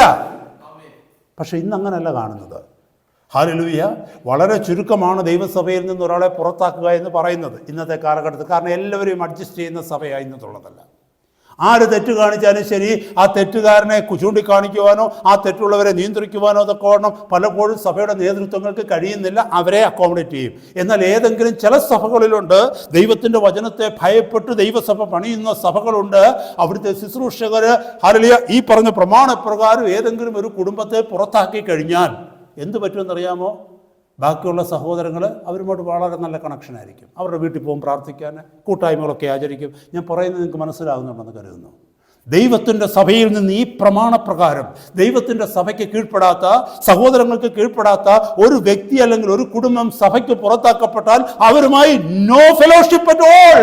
പിന്നീട് വളരെ കർശനമായ നിർദ്ദേശമായിരുന്നു കർത്താവിൻ്റെ സന്നിധിയിൽ നിന്ന്. അല്ലെങ്കിൽ എന്ത് പറ്റുമെന്നറിയാമോ? ഫോർ എക്സാമ്പിൾ, നമ്മുടെ സഭയിലൊന്നും ഇങ്ങനൊന്നുമില്ല. ഹല്ലേലൂയ. നമ്മുടെ സഭയിൽ നിന്ന് ഒരാളെ പുറത്താക്കിയെന്നങ്ങ് വെച്ചു. പുറത്താക്കി കഴിഞ്ഞാൽ ഈ സഭയിലുള്ള മറ്റുള്ളവരാരെങ്കിലും അവരുമായിട്ട് കണക്ഷൻ വെച്ച് വീട്ടിൽ പോയി പ്രാർത്ഥിക്കുകയൊക്കെ ചെയ്തു കഴിഞ്ഞാൽ സ്ലോലി ആ പോകുന്നവരും പുറത്താകും. കാരണം എന്താണെന്നറിയാമോ? ആ വിഷം അവരിലേക്ക് കടക്കും. അതുണ്ടാകാതിരിക്കാനാണ് കർത്താവ് ശക്തമായ ഈ നിബന്ധന, ഈ നിർദ്ദേശം വെച്ചിരിക്കുന്നത്. അവരെ കൂട്ടാക്കാതിരുന്നാൽ സഭയോട് അറിയിക്കുക, സഭയെയും കൂട്ടാക്കാതിരുന്നാൽ അവൻ നിനക്ക് പുറജാതിക്കാരനും ചുങ്കക്കാരനും എന്ന പോലെ ഇരിക്കട്ടെ. പുറജാതിക്കാരനും ചുങ്കക്കാരനും എന്ന പോലെ ഇരിക്കട്ടെ എന്ന് യഹൂദന്മാരായ ശിഷ്യന്മാരോട് പറഞ്ഞാൽ അവർക്ക് വ്യക്തമായിട്ടറിയാം യഹൂദന്മാർ പുറജാതികളെയും ചുങ്കക്കാരെയും എങ്ങനെയാണ് കാണുന്നതെന്ന്. അവരുടെ കൂടെ ആരാധിക്കാനായിട്ട് അവർ പോകത്തില്ല, അവരെ ആലയത്തിലേക്ക് കടത്തിക്കൊണ്ട് വരത്തില്ല, അല്ലെ അവരുമായിട്ടൊരു കൂട്ടായ്മയില്ല, അവരെ അകറ്റി നിർത്തും യഹൂദ പാരമ്പര്യപ്രകാരം. അപ്പോൾ തീർച്ചയായിട്ടും ഇത് പറയുമ്പോൾ അവർക്ക് മനസ്സിലാക്കുവാനായിട്ട് പറ്റും ഏതകലത്തിലാണ് ഇങ്ങനെയുള്ളവരെ സൂക്ഷിക്കേണ്ടതെന്ന്. Praise God. ഇതെല്ലാം പറഞ്ഞതിൻ്റെ കാരണം എന്താണെന്നറിയാമോ? അടുത്ത വാക്യത്തിൽ പറയുന്നു. ശ്രദ്ധിച്ചു നോക്കിയേ. നിങ്ങൾ ഭൂമിയിൽ കെട്ടുന്നതെല്ലാം സ്വർഗത്തിൽ കെട്ടപ്പെട്ടിരിക്കും, നിങ്ങൾ ഭൂമിയിൽ അഴിക്കുന്നതെല്ലാം സ്വർഗത്തിൽ അഴിഞ്ഞിരിക്കുമെന്ന് ഞാൻ സത്യമായി നിങ്ങളോട് പറയുന്നു. ഭൂമിയിൽ നിങ്ങളിൽ രണ്ടുപേര് യാചിക്കുന്ന ഏത് കാര്യത്തിലും ഐക്യമത്യപ്പെട്ടാൽ അത് സ്വർഗസ്ഥനായ എൻ്റെ പിതാവിങ്കിൽ നിന്ന് അവർക്ക് ലഭിക്കും. 2-3 പേർ എൻ്റെ നാമത്തിൽ കൂടി വരുന്നിടത്തൊക്കെയും ഞാൻ അവരുടെ നടുവിലുണ്ട് എന്ന് ഞാൻ നിങ്ങളോട് പറയുന്നു. See the power of unity, the power of fellowship. Hallelujah. നമ്മൾ ഒരുമനപ്പെട്ടിരുന്നാൽ, ഹല്ലേലൂയ, അവിടെ എഴുതിയിരിക്കുന്നു ഭൂമിയിൽ നിങ്ങളിൽ 2 പേര് യാചിക്കുന്ന ഏതെങ്കിലും ഒരു കാര്യത്തിൽ ഒരുമനപ്പെട്ടാൽ, ഹല്ലേലൂയ, അതെവിടെയായിക്കൊള്ളട്ടെ, കുടുംബത്തിലായിക്കൊള്ളട്ടെ, ദൈവസഭയുടെ മധ്യത്തിലായിക്കൊള്ളട്ടെ, നമ്മൾ ഒരുമനപ്പെട്ടുകൊണ്ട് ഒരു വിഷയത്തിന് വേണ്ടി പ്രാർത്ഥിച്ചാൽ ഈ വചനപ്രകാരം 100% ഗ്യാരണ്ടിയാണ് കർത്താവ് അത്ഭുതം പ്രവർത്തിക്കും. എത്ര വലിയ വിഷയമായാലും ശരി. പക്ഷെ എന്താ സംഭവം എന്നറിയാമോ? പലർക്കും ഒരുമനപ്പെടാൻ കഴിയത്തില്ല. 50 പേരുണ്ടെങ്കിൽ 48 പേര് ചിലപ്പോൾ ഒരുമനപ്പെട്ടതിരിക്കും, 2 പേര് ഹൃദയത്തിൽ മാറി നിൽക്കും. മനസ്സിലായ സഹോദരങ്ങളെ? ഇവിടെ എഴുതിയിരിക്കുന്ന വാക്യം നോക്കിയേ. നിങ്ങൾ ഭൂമിയിൽ കെട്ടുന്നതെല്ലാം സ്വർഗത്തിൽ കെട്ടപ്പെട്ടിരിക്കും. സ്വർഗത്തിൽ നിങ്ങൾ സ്വർഗം അംഗീകരിക്കും. ഹല്ലേലൂയ. അതല്ലെന്നുണ്ടെങ്കിൽ ദേശാധിപതികളെക്കുറിച്ചൊക്കെ നമ്മൾ ദേശാധിപതികളെയും അവൻ്റെ വാഴ്ചകൾ അധികാരങ്ങളെക്കുറിച്ചൊക്കെ എഫേസ്യ ലേഖനം 6-ാം അധ്യായത്തിൽ പഠിക്കുന്നുണ്ട്. നമ്മുടെ പോരാട്ടം വാഴ്ചകളോടും അധികാരങ്ങളോടുമാണ്, സ്വർലോകത്തിലെ ദുഷ്ടാത്മസേനയോടെയാണ്. ഇവിടെ അവൻ്റെ പ്രവൃത്തികളെ നാം കെട്ടുകയാണെങ്കിൽ, അവൻ്റെ പ്രവൃത്തികളെ നാം ബന്ധിക്കുകയാണെങ്കിൽ, അവൻ്റെ ഹല്ലേലൂയ അവൻ മുകളിൽ നിന്നുള്ള നമ്മുടെ മേലുള്ള പോരാട്ടങ്ങൾ ബന്ധിക്കപ്പെടുമെന്ന പല അർത്ഥങ്ങൾ അതിനുണ്ട്. സ്വർഗം അതിനെ അംഗീകരിക്കും. നമ്മളിവിടെ കെട്ടിയാൽ, നമ്മളിവിടെ അഴിച്ചാൽ സ്വർഗത്തിൽ അത് അഴിഞ്ഞിരിക്കുമെന്ന് പറഞ്ഞാൽ ആകാശത്തിൽ അത് അഴിഞ്ഞിരിക്കും. അല്ലെങ്കിൽ അൺസീൻ വേൾഡിൽ അത് അഴിഞ്ഞിരിക്കും. ശത്രു കെട്ടിരിക്കുന്ന ഏത് കെട്ടുകളായാലും അഴിക്കുവാൻ്റെ കോണം ദൈവസഭയ്ക്ക് അധികാരമുണ്ട്, ദൈവജനത്തിന് അതിന് കഴിവുണ്ട്. കാരണം എന്നാണെന്നറിയാമോ? 2-3 പേർ കൂടി വരുന്നപ്പോൾ അവരുടെ മധ്യത്തിൽ ഞാനുണ്ട്. ആ യൂണിറ്റിയുടെ മധ്യത്തിൽ ഞാനുണ്ടെന്നാ. അവർ ഒരുമനപ്പെട്ട് വരുന്നെങ്കിൽ അതിന്റെ മധ്യത്തിലുണ്ടെന്നാ. അവർ വിഘടിച്ച് നിൽക്കുകയാണെങ്കിൽ കർത്താവിനോട് വരുവാൻ കഴിയുകയില്ല. ഹല്ലേലൂയ. നമ്മൾ പലപ്പോഴും ചോദിച്ചേക്കാം, ആരെങ്കിലുമൊക്കെ ഡിവൈഡ് ചെയ്തിരുന്ന ഞങ്ങളെങ്ങനെ ഉത്തരവാദികളാകുന്നത്? നമ്മൾ ഉത്തരവാദികളാണ്. നമ്മൾ ഓരോരുത്തരും അതിന് ഉത്തരവാദികളാണ്. കാരണം എന്നു പറഞ്ഞാൽ നമ്മൾ സഭയെ പണിയുവാൻ്റെ കോണം വിളിക്കപ്പെട്ടിരിക്കുന്നവരാണ്. അതുകൊണ്ട് തന്നെ ഏതെങ്കിലും സഹോദരന്മാരോ സഹോദരിമാരോ തമ്മിൽ ഏതെങ്കിലും വിഷയങ്ങളോ പ്രശ്നങ്ങളോ ഉണ്ടെന്നുണ്ടെങ്കിൽ നിങ്ങളത് ഒളിച്ചു വയ്ക്കുവാൻ പാടില്ല. ദൈവത്തിൻ്റെ സഭയെ അത് അറിയിക്കണം. ഹല്ലേലൂയ. കാരണം എന്നറിയാമോ? ദൈവസഭയുടെ അനുഗ്രഹത്തിന് അത് തടസ്സമായി മാറും ഈ വചനപ്രകാരം. When I say that I am a believer, I must be an active part of God's community. ദൈവത്തിൻ്റെ ജനത്തിൻ്റെ ആക്റ്റീവ് പാർട്ടായിരിക്കണം. ദൈവജനത്തിൻ്റെ ഹല്ലേലൂയ അവിഭാജ്യ ഭാഗമായിരിക്കണം ഞാൻ. Praise God. ഹല്ലേലൂയ. അതുകൊണ്ട് തന്നെ സഹോദരങ്ങളെ, ഇത് നമ്മൾ തമ്മിലുള്ള ബന്ധത്തെക്കുറിച്ചാണ് പറയുന്നത്, ഈ സീരിയസ്നെസ്സിനെ കുറിച്ചാണ് പറയുന്നത്. ഹല്ലേലൂയ. ഇപ്പം എന്നെ സംബന്ധിച്ചിടത്തോളം ഒരു സഭാ ശുശ്രൂഷകൻ എന്നുള്ള നിലയിൽ ഹല്ലേലൂയ ഞാൻ ചിന്തിക്കുന്നത് ഇങ്ങനെയാണ്. എനിക്ക് എത്രമാത്രം വേണ്ടപ്പെട്ടവരാണെന്ന് പറഞ്ഞാലും, ഞാൻ എത്രമാത്രം സ്നേഹിക്കുന്നവരാണെന്ന് പറഞ്ഞാലും, ദൈവവചനത്തിൻ്റെ പ്രമാണങ്ങൾക്ക് കീഴ്പ്പെടുന്നില്ലെങ്കിൽ, ഈ വചനത്തിൻ്റെ പ്രമാണങ്ങൾക്ക് കീഴ്പ്പെടുന്നില്ലെങ്കിൽ അവിടെ മാനുഷിക സ്നേഹബന്ധത്തിനല്ല പരിഗണന, കർത്താവ് പറഞ്ഞ കമാൻഡ്മെൻറ്റ്സിനാണ് പരിഗണന. നമ്മളെപ്പോഴും ചിന്തിക്കേണ്ടത് അതാ. ഹല്ലേലൂയ. നാം ചിലപ്പോൾ ഹല്ലേലൂയ ഉത്തരവാദിത്തപ്പെട്ട വ്യക്തികൾ, ആത്മീയ നേതൃത്വത്തിൽ ഇരിക്കുന്നവർ ശക്തമായ ഭാഷയിൽ ദൈവസഭയുടെ മധ്യത്തിൽ ചില കാര്യങ്ങൾ ഉപദേശിക്കുകയും ചില ശാസനകൾ നടത്തുകയും ചെയ്യുമ്പോൾ പലപ്പോഴും അതിൻ്റെ മധ്യത്തിലിരിക്കുന്ന സഹോദരങ്ങൾ ചിന്തിക്കും, എന്തിനാ ഇത്ര കർക്കശമായിട്ട് പറയുന്നത്? എന്നെ കേൾക്കുന്ന ദൈവമക്കളെ, കർക്കശമായിട്ട് പറയുന്നതിൻ്റെ കാരണം ദൈവത്തിൻ്റെ സന്നിധിയിൽ അവർ ഉത്തരവാദിത്തം കൊടുക്കേണ്ടവരാ. അതുകൊണ്ടാണ്. Price the Lord. മറന്നു പോകരുത് നമ്മളത്. ദൈവത്തിൻ്റെ സഭയിൽ, ദൈവത്തിൻ്റെ സന്നിധിയിൽ ഉത്തരവാദിത്വമുള്ളത് കൊണ്ടാണ്. ദൈവസഭ ഡിവൈഡഡ് ആയി കഴിഞ്ഞാൽ ആ സഭയുടെ നേതൃത്വം അതിന് കർത്താവിൻ്റെ സന്നിധിയിൽ കണക്ക് പറയേണ്ടതായിട്ട് വരും. ഹല്ലേലൂയ. ഞാനത് വേറൊരു ഭാഗത്തേക്ക്, ദൈവവചനത്തിൽ വേറൊരു ഭാഗത്തേക്ക് പോകുവാനായിട്ട് ആഗ്രഹിക്കുന്നു. ഇതൊക്കെ പറയുന്നത് എന്താണെന്നറിയാമോ? ഒരു വിശ്വാസിയുടെ ജീവിതത്തിൽ ഇത് ഉണ്ടാവണം. അല്ലെങ്കിൽ വിശ്വാസിയല്ല. നീ വിശ്വാസത്തിൽ ഇരിക്കുന്നുവോ എന്ന് നിന്നെ തന്നെ പരീക്ഷിപ്പീൻ, നിന്നെ തന്നെ ശോധന ചെയ്യുവിൻ. നീ ആയിരിക്കുന്ന സഭയിൽ ഈ സ്വഭാവങ്ങളൊക്കെ നിന്നിൽ ഉണ്ടായെങ്കിൽ നീ വിശ്വാസിയല്ല. ഇന്ന് ഈ രാത്രി ഈ വചനത്തിന്റെ മുമ്പിൽ നീ തന്നെ ആ പട്ടം അങ്ങ് മാറ്റണം, ആ ബാനർ മാറ്റണം. ഞാൻ വിശ്വാസിയല്ലെന്ന് സ്വയം പറയണം. കാരണം ഞാൻ വിശ്വാസിയായിരുന്നുവെങ്കിൽ ഈ പ്രമാണങ്ങൾക്ക് ഞാൻ കീഴ്പ്പെടുമായിരുന്നു. ഞാൻ വിശ്വാസത്തിലിരിക്കുമായിരുന്നു. ഒരു വാക്യം കൂടെ എടുക്കാനായിട്ട് ആഗ്രഹിക്കുന്നു, ആ ഭാഗവുമായി ബന്ധപ്പെട്ട്. മത്തായിയുടെ സുവിശേഷത്തിലേക്ക് വരുമ്പോൾ 5-ാം അധ്യായത്തിൻ്റെ വളരെ പ്രധാനപ്പെട്ട ഒരു വിഷയമായത്. 5-ാം അധ്യായം 21 മുതലുള്ള വാക്യങ്ങൾ. കൊല ചെയ്യരുത് എന്നും, I M reading from gospel of Matthew chapter 5 versus 21 onwards. കൊല ചെയ്യരുത് എന്നും ആരെങ്കിലും കൊല ചെയ്താൽ ന്യായവിധിക്ക് യോഗ്യനാകുമെന്നും പൂർവന്മാരോട് അരുളിച്ചത് നിങ്ങൾ കേട്ടിട്ടുണ്ടല്ലോ. ഞാനോ നിങ്ങളോട് പറയുന്നു, this is Jesus speaking to his people. ഞാനോ നിങ്ങളോട് പറയുന്നു, ദിസ് ഈസ് ദ ന്യൂ, മുമ്പേ പറഞ്ഞതിൻ്റെ കൂട്ട് ക്രിസ്തുവിൻ്റെ ന്യായപ്രമാണമായത് കേട്ടോ. ഇത് മോശയുടെ ന്യായപ്രമാണമല്ല, ശ്രദ്ധിക്കണമേ. ക്രിസ്തുവിനൊരു ന്യായപ്രമാണം, law of Christ. It is not law of Moses. Law of മോസസിൽ എന്തോ പറയുന്നതെന്ന് അറിയാമോ? ആരും കൊലപാതകം ചെയ്യരുത്. അത് ആദ്യം എഴുതിയിരിക്കുന്നത്. എന്തോ കൊല ചെയ്യരുതെന്നും ആരെങ്കിലും കൊല ചെയ്താൽ ന്യായവിധിക്ക് യോഗ്യനാകുമെന്നും പൂർവന്മാരോട് അരുളിച്ചത് നിങ്ങൾ കേട്ടിട്ടുണ്ടല്ലോ. That is the law of Moses. Law of Moses was that if you commit an external act, you are responsible for that. What is law of Christ? ക്രിസ്തുവിന്റെ ന്യായപ്രമാണം എന്താണെന്നറിയാമോ? അടുത്ത വാക്യം വായിക്കുക. ഞാനോ നിങ്ങളോട് പറയുന്നു, സഹോദരനോട് കോപിക്കുന്നവനെല്ലാം ന്യായവിധിക്ക് യോഗ്യനാകും. സഹോദരനോട് നിസ്സാര എന്ന് പറഞ്ഞാലോ ന്യായാധിപ സഭയുടെ മുമ്പിൽ നിൽക്കേണ്ടി വരും. മൂഢ എന്ന് പറഞ്ഞാലോ അഗ്നി നരകത്തിന് യോഗ്യനാകും. ഇതിൻ്റെ കാരണം എന്നറിയാമോ? സഹോദരന്മാരെ മൂഢാന്ന് വിളിക്കുന്നതും സഹോദരന്മാരോട് കോപിക്കുക എന്ന് പറയുന്നതും സഹോദരന്മാരോട് നിസ്സാര എന്ന് പറയുന്നതും, ഹല്ലേലൂയ, ഇപ്പം നമ്മളെ സംബന്ധിച്ചിടത്തോളം അതൊന്നും ചിന്തിക്കാൻ പോലും നമുക്ക് പറ്റത്തില്ല.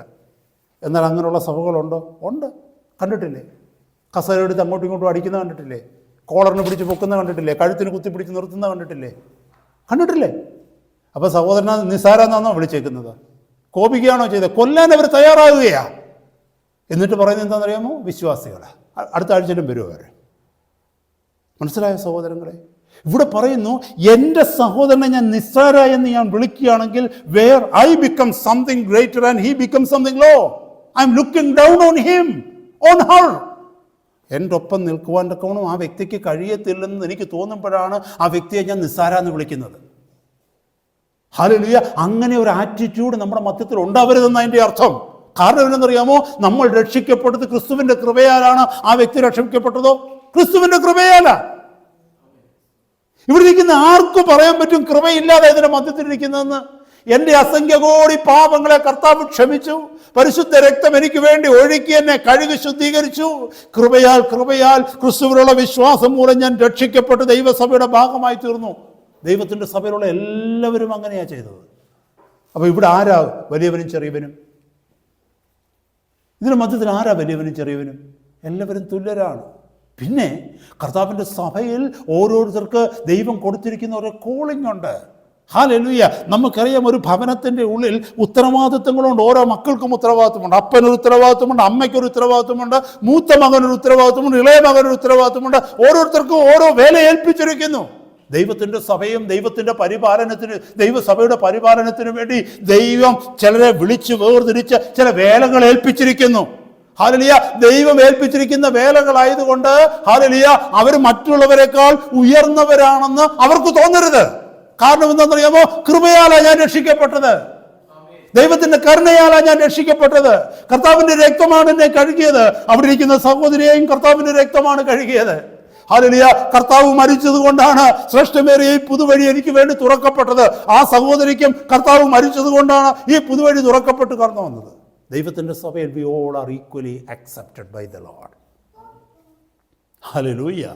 അതുകൊണ്ട് ഒരു സഹോദരനെയോ ഒരു സഹോദരിയോ നിസ്സാര എന്ന് പറഞ്ഞ് മാറ്റി നിർത്തുവാൻ തക്കവണ്ണം നമുക്ക് അവകാശമില്ല. അങ്ങനെ ഒരു ആറ്റിറ്റ്യൂഡ് നമ്മുടെ ആരുടെയെങ്കിലും ഹൃദയത്തിലുണ്ടെങ്കിൽ കർത്താവിൻ്റെ സന്നിധിയിൽ ഇന്നത്തെ രാത്രി തന്നെ നിലവിളിച്ച് ക്ഷമ ചോദിക്കണം. എന്നിട്ട് ആ നിസ്സാര എന്ന് പറഞ്ഞ സഹോദരൻ്റെ അടുത്ത് സഹോദരിയുടെ അടുത്ത് കടന്നു ചെന്നിട്ട് പറയണം, ഹല്ലേലൂയ, ഏറ്റു പറഞ്ഞ് അത് ഉപേക്ഷിച്ച് അവരെ ചേർത്തുകൊള്ളണം. ഇന്നു മുതൽ അവരോട് കൂടുതൽ സ്നേഹം കാണിക്കണം, കൂടുതൽ കരുതൽ കാണിക്കണം. Praise God. അല്ലെങ്കിൽ സ്വർഗത്തിലെത്തത്തില്ല ദൈവമക്കളെ. If you believe this is the word of God, I believe it truly. Hallelujah. കർത്താവ് എനിക്ക് സാക്ഷിയാണ്. ദൈവത്തിൻ്റെ സഭയിൽ ഒരൊറ്റ വ്യക്തി പോലും എനിക്ക് ഫേവറല്ല. എല്ലാവരും എനിക്ക് പ്രിയപ്പെട്ടവരാണ്. there is no doubt about that.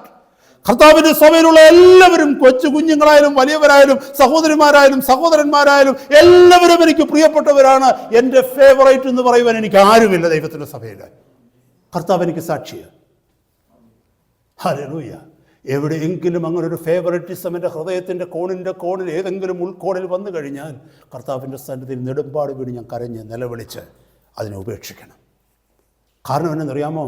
കർത്താവ് നമ്മളെ എല്ലാവരെയും സ്നേഹിക്കുന്നു. അവിടുന്ന് നമ്മളെ സ്നേഹിച്ചത് കൊണ്ടാണ് അവിടുന്ന് നമുക്ക് വേണ്ടി മരിച്ചത്. ഹല്ലേലൂയ. അവിടുന്ന് നമുക്ക് വേണ്ടി നമ്മളെ സ്നേഹിക്കുന്നത് കൊണ്ടാണ് നമുക്ക് വേണ്ടി പിതാവിൻ്റെ സന്നിധിയിൽ നിന്ന് പക്ഷപാതം ചെയ്യുന്നത്. നിങ്ങൾ ശ്രദ്ധിച്ച ഈ വാക്യങ്ങൾ താഴേക്ക് വരുമ്പോൾ ചില മർമ്മങ്ങൾ അവിടെ കാണുവാനായിട്ട് പറ്റും. എത്രമാത്രം നമ്മൾ വാല്യൂ ചെയ്യണമെന്ന്, സഹോദരന്മാരും സഹോദരിമാരുമായിട്ടുള്ള ആത്മീയ ബന്ധത്തെ നമ്മൾ എത്രമാത്രം വില കൊടുക്കണമെന്ന് അടുത്ത വാക്യങ്ങൾ വായിക്കുമ്പോൾ നമുക്ക് മനസ്സിലാകും. ഹല്ലേലൂയ.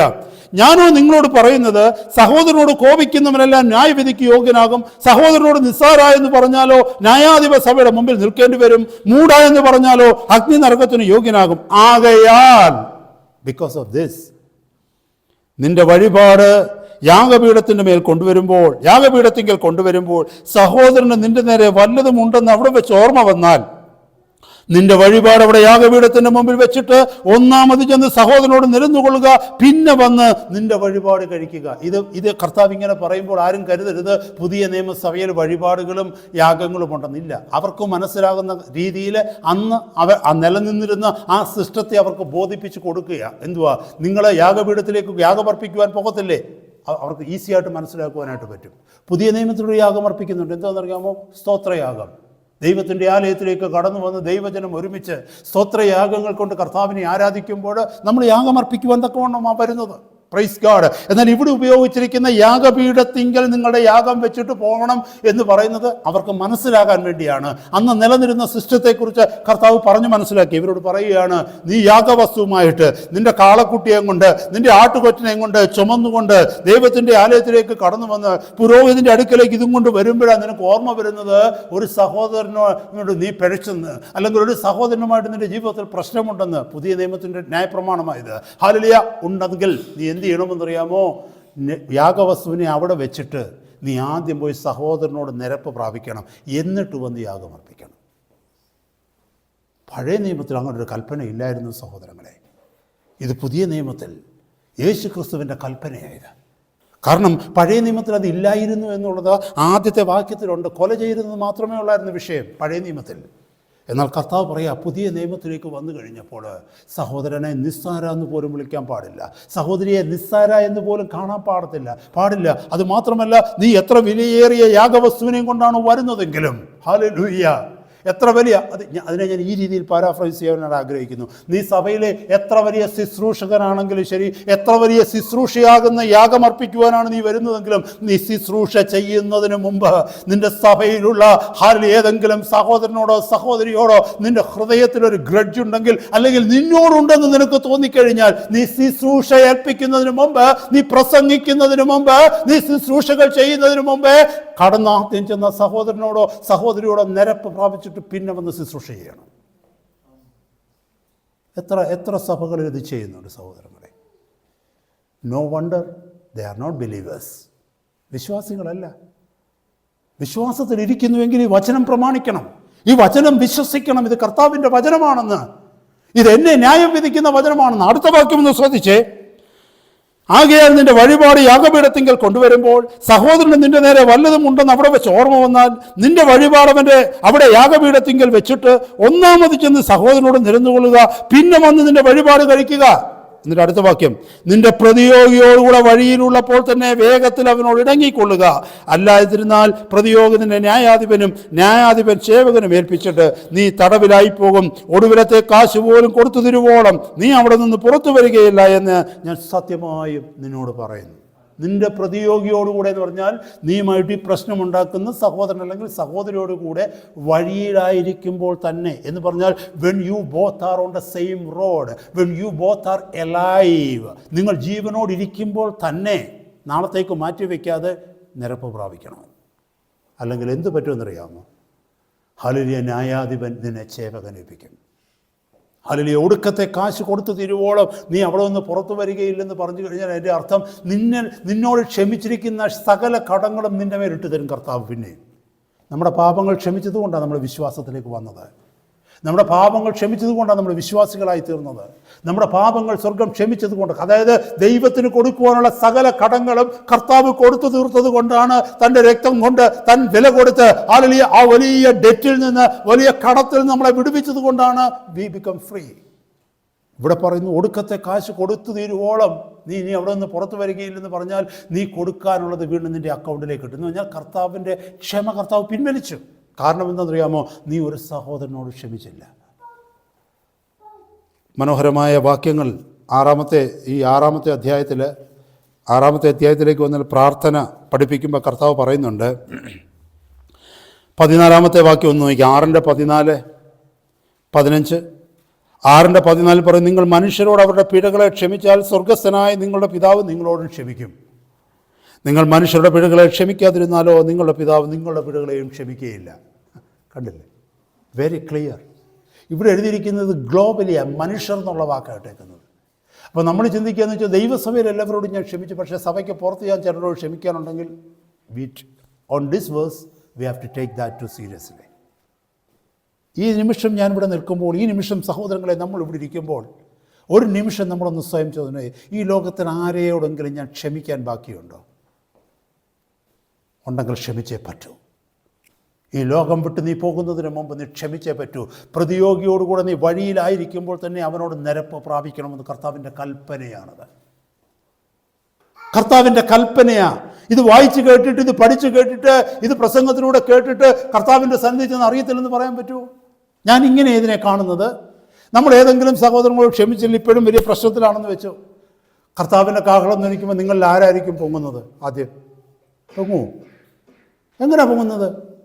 ഒരാളെ കൊണ്ടുപോകാൻ പറ്റുമോ? ഒരു സഹോദരനെ, ഈ വഴക്കുണ്ടാക്കിയിരിക്കുന്ന പിണങ്ങിയിരിക്കുന്ന സഹോദരിമാരിൽ ഒരാളെ കർത്താവിന് കൊണ്ടുപോകാൻ പറ്റുമോ? അവ കൊണ്ടുപോയി കഴിഞ്ഞാൽ മറ്റേ ആൾ ചോദിക്കും, എന്നെ എന്തുകൊണ്ട് കൊണ്ടുപോയില്ല? ഞങ്ങൾ രണ്ടുപേരും തെറ്റുകാരല്ലേ? ഇവരെ രണ്ടുപേരെയും കൂടെ അവിടെ കൊണ്ടുപോയാലോ? സ്വർഗം നരകമായി മാറും, ഇല്ലേ? അപ്പോൾ രണ്ടുപേരെയും കൊണ്ടുപോകത്തില്ല. How serious it is, my brothers, my sisters.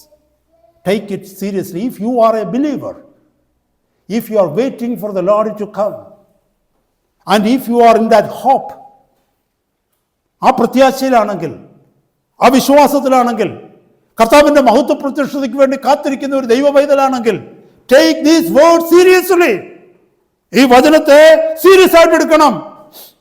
ഈ പ്രാർത്ഥന പഠിപ്പിക്കുമ്പോൾ കർത്താവ് പറയുന്നുണ്ട്, എന്താണെന്നറിയാമോ? 12 വാക്യത്തിൽ പറയുന്നു, ഞങ്ങളുടെ കടക്കാരോട് ഞങ്ങൾ ക്ഷമിച്ചിരിക്കുന്നത് പോലെ ഞങ്ങളുടെ കടങ്ങളെ ഞങ്ങളോടും ക്ഷമിക്കണമേ. അതിൻ്റെ അർത്ഥം ഞങ്ങളുടെ കടക്കാരോട് ഞങ്ങൾ ക്ഷമിച്ചില്ലെങ്കിൽ ഞങ്ങളോടും ക്ഷമിക്കണ്ട. എത്ര കോടി മനുഷ്യർ ഈ പ്രാർത്ഥന പ്രാർത്ഥിക്കുന്നുവെന്നറിയാമോ? ഇതിൻ്റെ അർത്ഥം അറിയാതെ. സഹോദരങ്ങളെ, ഞാൻ വേഗം മുന്നോട്ട് പോകുകയാണ്. When you and I say that I am a believer, you are a believer. You got to be an active part of God's community. ദൈവത്തിൻ്റെ സഭയുടെ, ദൈവത്തിൻ്റെ ജനത്തിൻ്റെ വലിയ അഭിവാജ്യമായ ആക്റ്റീവായിരിക്കുന്ന ഒരു പാർട്ടായി നാം മാറിയേ പറ്റും. അതിൽ നിന്ന് മാറിപ്പോകാൻ പറ്റത്തില്ല. ചിലത് ചിന്തിക്കുന്നത് എന്താണെന്നറിയാമോ? ഈ സഭയ്ക്കകത്ത് വരുമ്പോഴല്ലേ പ്രശ്നം. ഒറ്റയ്ക്ക് അങ്ങ് നിന്ന് കഴിഞ്ഞാൽ ഒരു കുഴപ്പമുണ്ടാകത്തില്ലല്ലോ. എന്നെ കേൾക്കുന്ന സഹോദരങ്ങളെ, ചിലരുണ്ട് പല സഭകളിൽ കയറി ഇറങ്ങി നടക്കും. അതാകുമ്പോൾ ഓരോരുത്തർ ഉത്തരവാദിത്വമില്ലല്ലോ. ഒന്ന് ആരാധിച്ചാൽ പോരെ. എന്നെ കേൾക്കുന്ന സഹോദരങ്ങളെ, നീ കയറി വരുന്നത് കാണുമ്പോഴേ കർത്താവ് മുഖം തിരിക്കും. കാരണം എന്താണെന്നറിയാമോ? ഒരു സഭയുടെ ഭാഗമാകാൻ നിനക്ക് പറ്റാത്തതിൻ്റെ കാരണം അവിടെയുള്ളവരെ സ്നേഹിക്കാൻ പറ്റാത്തത് കൊണ്ടാണ്.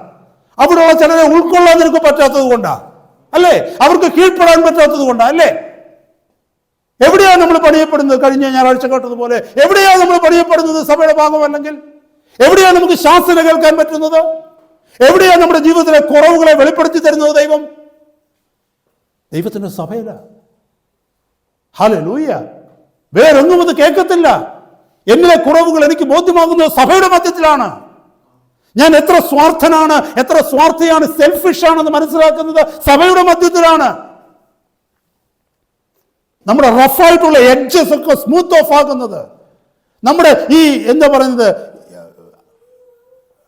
വളരെ റഫായിരിക്കുന്ന എഡ്ജസ് ഉണ്ടല്ലോ, ഈ ഗ്ലാസ് ഒക്കെ പൊട്ടുന്നുണ്ടേ അതിൻ്റെ ചില്ലുകളൊക്കെ കൂർത്തിരിക്കുന്ന ചില്ലുകളില്ലേ, അങ്ങനെ പലർക്കും കൂർത്ത ഭാഗങ്ങളുണ്ട്. കാരണം മറ്റുള്ളവർക്ക് അടുക്കാൻ പറ്റാതെ തൊട്ട് കഴിഞ്ഞാൽ കൈമുറിയും. ചിലരല്ലേ അങ്ങനല്ലേ, എന്തേലും ഒന്ന് പറഞ്ഞ് വായിന്ന് വരുന്ന കേട്ട് കഴിഞ്ഞാൽ മുറിയുന്ന വാക്കാണ് പറയുന്നത്.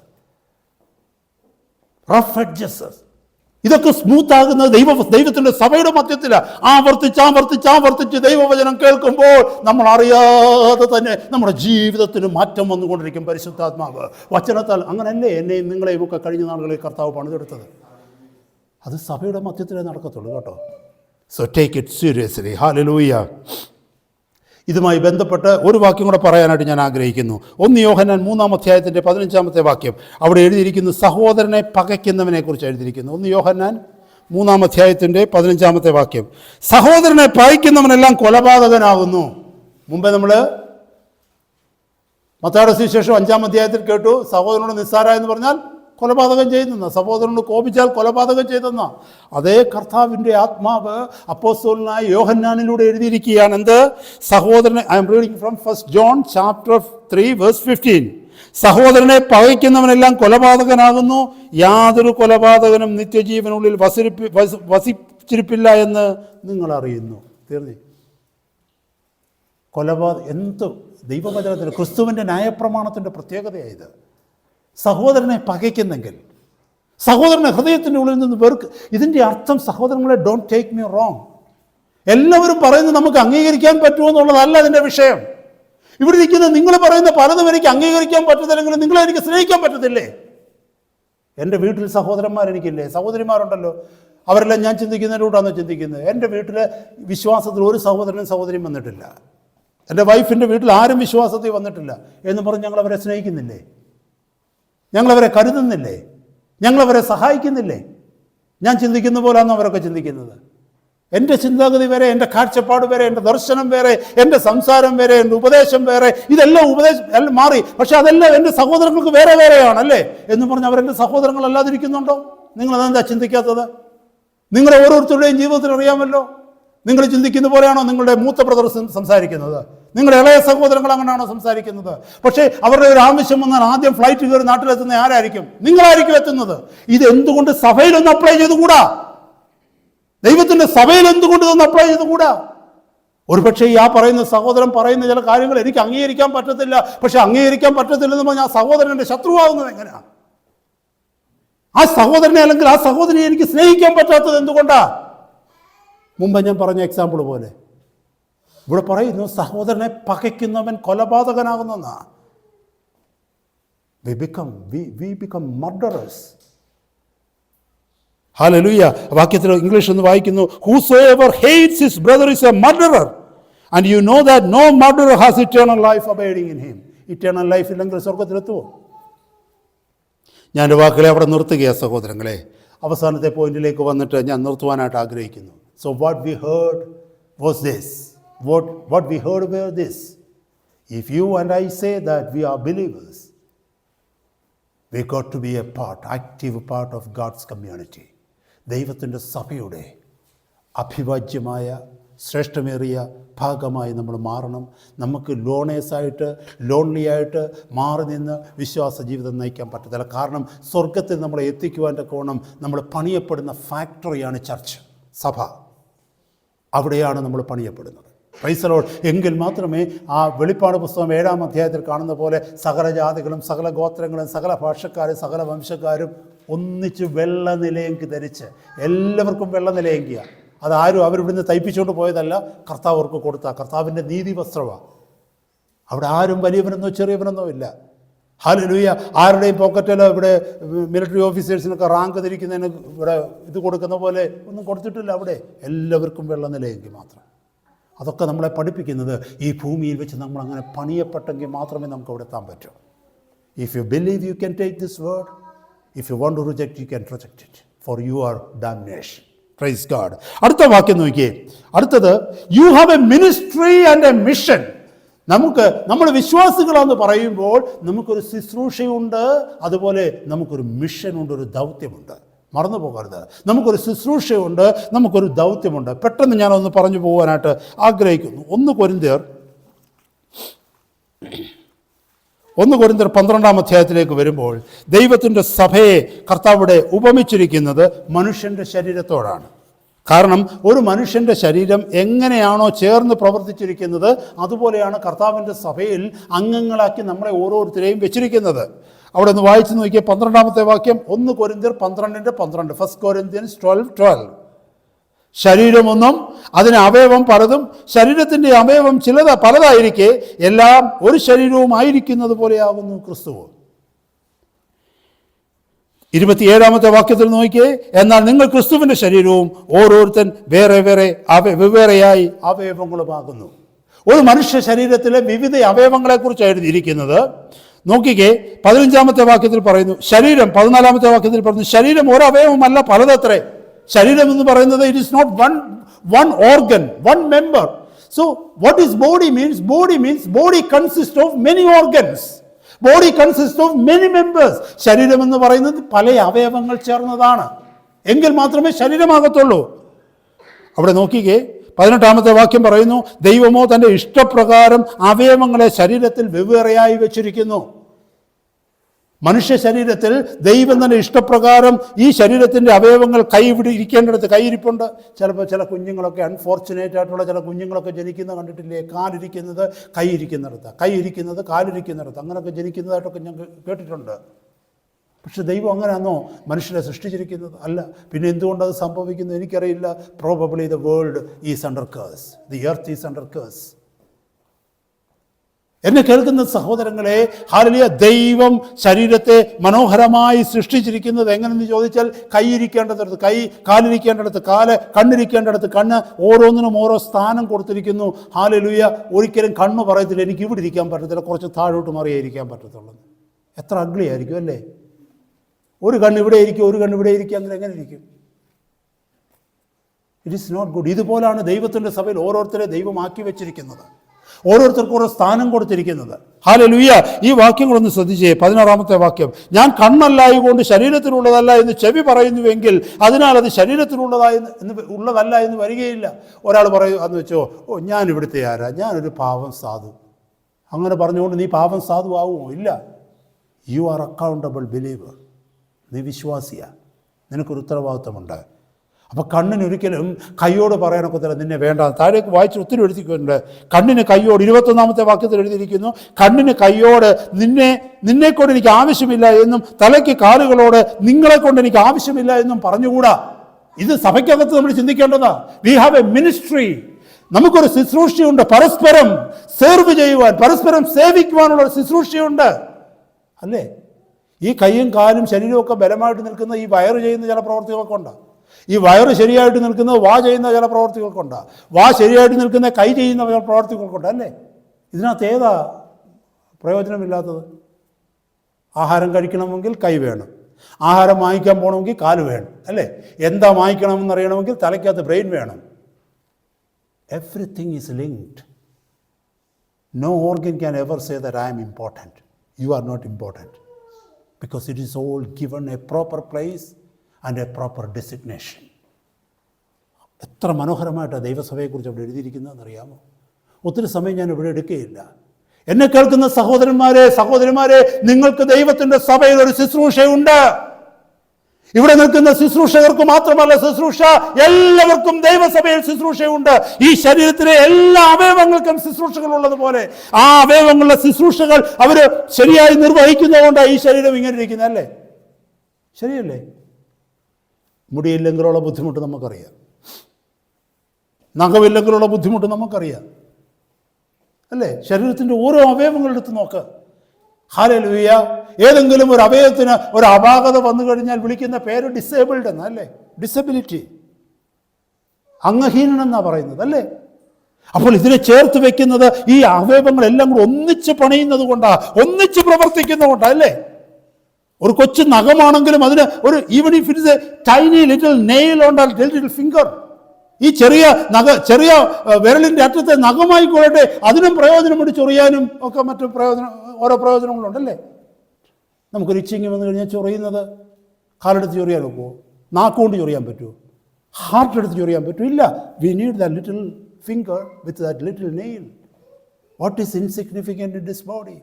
ഈ ശരീരത്തിൽ ഏതെങ്കിലും അപ്രധാനമായിട്ടുണ്ടോ സഹോദരങ്ങളെ? ഇല്ല. അതുപോലെയാണ് സഭയും. താഴെ എഴുതി വെച്ചിരിക്കുന്നതാണ്, അതുപോലെ തന്നെയാണ് സഭ. Praise God. ശരീരത്തിൽ ഭിന്നത വരാതെ അവയവങ്ങൾ അന്യോന്യം ഒരുപോലെ കരുതേണ്ടതിനായി ദൈവം കുറവുള്ളതിന് അധികം മാനം കൊടുത്തുകൊണ്ട് ശരീരത്തെ കൂട്ടിച്ചേർത്തിരിക്കുന്നു. അതിനാൽ ഒരു അവയവം ഇത് സഭയെക്കുറിച്ച് പറയുന്നതാ, ശ്രദ്ധിച്ചേ. അതിനാൽ ഒരു അവയവം കഷ്ടം അനുഭവിക്കുന്നുവെങ്കിൽ അവയവങ്ങളൊക്കെയും കൂടെ കഷ്ടം അനുഭവിക്കുന്നു. ഒരു അവയവത്തിന് മാനം വന്നാൽ അവയവങ്ങളൊക്കെയും കൂടെ സന്തോഷിക്കുന്നു. എന്നാൽ നിങ്ങൾ ക്രിസ്തുവിൻ്റെ ശരീരവും ഓരോരുത്തൻ വെവ്വേറെ അവയവങ്ങളുമാകുന്നു. എത്ര വ്യക്തമായിട്ട് അവിടെ എഴുതിയിരിക്കുന്നത്. We all have a ministry to do in the church. നമുക്ക് ചിലർക്ക് പ്രസംഗിക്കുവാനായിരിക്കാം, ചിലരെ പഠിപ്പിക്കുവാനായിരിക്കാം, ചിലർ ദൈവസഭയെ പരിപാലിക്കുവാനായിരിക്കാം, ചിലരെ കർത്താവിൻ്റെ സഭയുടെ മറ്റെന്തെങ്കിലും സിസ്റ്റംസ് ഒക്കെ ഓപ്പറേറ്റ് ചെയ്യുന്നതിനായിരിക്കാം, ചിലരെ ട്രാൻസ്പോർട്ടേഷൻ വണ്ടിയില്ലാത്ത സഹോദരങ്ങളെ പിക്ക് ചെയ്യാനും അവരെ ഡ്രോപ്പ് ചെയ്യാനുമായിരിക്കാം, ചിലരെ ദൈവത്തിൻ്റെ സഭ ഹൂവർ ചെയ്യാനായിരിക്കാം. കടന്നു വരുന്നതിന് മുമ്പ് ചെയറൊക്കെ എടുത്തിട്ട് ദൈവത്തിൻ്റെ സഭ നമ്മളെ നമുക്ക് എന്ത് ചെയ്യാൻ പറ്റുമോ സഭയ്ക്ക് വേണ്ടി ആ ശുശ്രൂഷ നമ്മൾ നിവർത്തിക്കണം. നമ്മളിതിൽ നിന്ന് മാറി നിൽക്കാൻ പാടില്ല. സഭയുടെ ആക്റ്റീവ് മെമ്പറായിരിക്കണം. അതുപോലെ തന്നെ നമുക്കൊരു ശുശ്രൂഷ ഉണ്ടെന്നുള്ളത് തിരിച്ചറിയണം. ഹല്ലേലൂയ. അവസാനത്തെ കാര്യങ്ങൾ, ഇതൊത്തിരി കാര്യങ്ങൾ പറയണമെന്നുണ്ട്, ഞാനത് എക്സ്പ്ലെയിൻ ചെയ്യുന്നില്ല, കാരണം നമുക്കിതൊക്കെ അറിയാവുന്ന കാര്യങ്ങളാണ്. Praise God. ഹല്ലേലൂയ, സ്തോത്രം. അതുകൊണ്ട് സഹോദരങ്ങളെ, ഇവിടെ ഇരിക്കുന്നവരെല്ലാവരും നാം നമ്മൾ ആദ്യത്തെ വാക്യവുമായിട്ട് ചിന്തിച്ച് നോക്കുമ്പോൾ നമ്മൾ കമ്മ്യൂണിറ്റിയുടെ ആണെന്ന് ചിന്തിച്ച് നോക്കിയേ. ആദ്യം കേട്ടു. അത് ഈ മൂന്നാമത്തെ പോയിന്റിലേക്കൊന്ന് കൊണ്ടുവന്ന് നോക്കിയേ. സഹോദരന്മാർ തമ്മിൽ ഫ്രിക്ഷൻ ഉണ്ടെന്ന് വെച്ചോ. അതിൻ്റെ അർത്ഥം ഈ ശരീരവുമായിട്ട് അപ്ലൈ ചെയ്യുമ്പോൾ ഈ ജോയിൻറ്റുകൾ തമ്മിൽ ഫ്രിക്ഷൻ ഉണ്ടെന്നൊന്ന് കരുതിക്കേ. അങ്ങനെയാണ് ഒരാൾക്ക് നടക്കാൻ പറ്റുമോ? ചില ഭക്ഷണം വാങ്ങിക്കണമെന്നൊരു സൂപ്പർ മാർക്കറ്റിൽ പോകണമെന്നുണ്ട്, കാല് പറയാൻ എന്നെക്കൊണ്ട് സൗകര്യമില്ലെന്ന്. അല്ലെങ്കിൽ ഒരു കാല് പറയുക ഞാൻ വരാം, മറ്റേ കാല് പറയാൻ ഞാൻ വരുന്നില്ല. എങ്ങനെ അത് ഓപ്പറേറ്റ് ചെയ്യാൻ പറ്റും അല്ലേ? ചിന്തിച്ച് നോക്കിയേ. ശരീരം എന്ത് സ്മൂത്തായിട്ടാണ് പോകുന്നത്. കാരണം എന്താണെന്നറിയാം, they work together, they are unity. ദൈവസഭ സ്മൂത്തായിട്ട് പോകും. നമ്മളെല്ലാവരും ഹല്ലേലൂയ ഉള്ളിൽ ഭിന്നതകളൊന്നുമില്ലാതെ മുമ്പേ കേട്ടതുപോലെ ദൈവവചനത്തെ ഭയപ്പെട്ട്, പ്രിയ സഹോദരൻ പറഞ്ഞതുപോലെ ദൈവവചനത്തെ ഭയപ്പെടുന്ന വ്യക്തിക്ക് ഹല്ലേലൂയ ഒരു കണ്ടീഷൻസും ആരുടെ മുമ്പിൽ വെക്കാനില്ല. കാരണം കർത്താവ് ഒരു കണ്ടീഷനും ഇല്ലാതെ എന്നെ നിങ്ങളെയും സ്നേഹിച്ചത്. നമ്മളാ കണ്ടീഷൻ വെക്കുന്നത് മറ്റുള്ളവരുടെ മുമ്പിൽ. സഹോദരങ്ങളെ, ഈ വചനങ്ങൾ നമ്മളെ വിടുവിക്കണം. ഈ വചനങ്ങൾ നമ്മളെ രൂപാന്തരപ്പെടുത്തണം. So we need to have a ministry. നമുക്കൊരു ശുശ്രൂഷയുണ്ട്. എങ്കിൽ മാത്രമേ നമ്മളൊരു വിശ്വാസിയാണെന്ന് പറയാൻ പറ്റൂ. നമുക്കൊരു ദൗത്യമുണ്ട്. ആ ദൗത്യം കൂടെ വായിച്ചിട്ട് ഞാൻ നിർത്തുവാനായിട്ട് ആഗ്രഹിക്കുന്നു. കർത്താവ് നമുക്ക് തന്ന കമ്മീഷനിങ്. ഹല്ലേലൂയ. മത്തായിയുടെ സുവിശേഷത്തിലേക്ക് വരുമ്പോൾ അത് വായിച്ച് ഞാൻ നിർത്തുകയാണ്. കാരണം നമുക്കെല്ലാവർക്കും അറിയാവുന്ന ഭാഗമാണത്.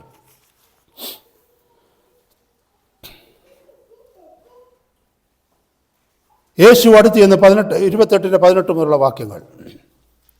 ഇത് ചിലർ പഠിപ്പിക്കുന്നുണ്ട്, ഇത് അപ്പോസ്തലന്മാർക്ക് മാത്രമായിട്ട് കൊടുത്തിരിക്കുന്ന ഒരു കമ്മീഷനിങ് ആണെന്ന്. അങ്ങനെയാണെങ്കിൽ ഞാൻ അതുകൂടെ ഒന്ന് വായിച്ച് കേൾപ്പിക്കാം. ആ തെറ്റിദ്ധാരണ ഉണ്ടെങ്കിൽ അത് മാറ്റാം. 16 മുതലുള്ള വാക്യങ്ങൾ നോക്കിയേ. എന്നാൽ 11 ശിഷ്യന്മാർ ഗലീലയിൽ, 11 എന്ന് പറഞ്ഞാൽ ഒരാൾ ഇവിടെ പോയി, നമുക്കറിയാമല്ലോ അല്ലേ? ജൂദാസ് പോയത് നമുക്കറിയാം. എന്നാൽ 11 ശിഷ്യന്മാർ ഗലീലയിൽ. ഇപ്പോൾ 12 എപ്പോഴാണെന്ന് ചോദിച്ചാൽ അപ്പോസ്തല പ്രവൃത്തിയിൽ കടന്നു വന്ന് മത്യാസിനെ തിരഞ്ഞെടുക്കുമ്പോഴാണ് 12. അപ്പോൾ അപ്പോസ്തല പ്രവൃത്തി വരെ വന്നില്ല, അതിനു മുമ്പുള്ള സംഭവമായത്. എന്നാൽ 11 ശിഷ്യന്മാർ ഗലീലയിൽ യേശു അവരോട് കൽപ്പിച്ചിരുന്ന മലയ്ക്ക് പോയി. അവനെ കണ്ടപ്പോൾ അവർ നമസ്കരിച്ചു, ചിലരോ സംശയിച്ചു. നോക്കി, ഇത്രയൊക്കെ കണ്ടിട്ടും ഈ 11 പേര് ചിലർ സംശയിച്ചു, ഇവൻ കർത്താവ് തന്നെയാണോ? ഇതൊക്കെ വേണേൽ പരിശുദ്ധാത്മാവിന് എഴുതി വെക്കാതിരിക്കാമായിരുന്നു കേട്ടോ. പക്ഷെ നമ്മുടെ എൻകറേജ്മെൻറ്റിനാണ്. കാരണം അങ്ങനെയുള്ളവരെയാണ് പെന്തിക്കോസ്ത് നാളിൽ കർത്താവ് പണിതെടുത്തത് പരിശുദ്ധാത്മാവിനാൽ. ഓക്കെ. യേശു അടുത്ത് ചെന്നു, സ്വർഗത്തിലും ഭൂമിയിലും സകല അധികാരവും എനിക്ക് നൽകപ്പെട്ടിരിക്കുന്നു.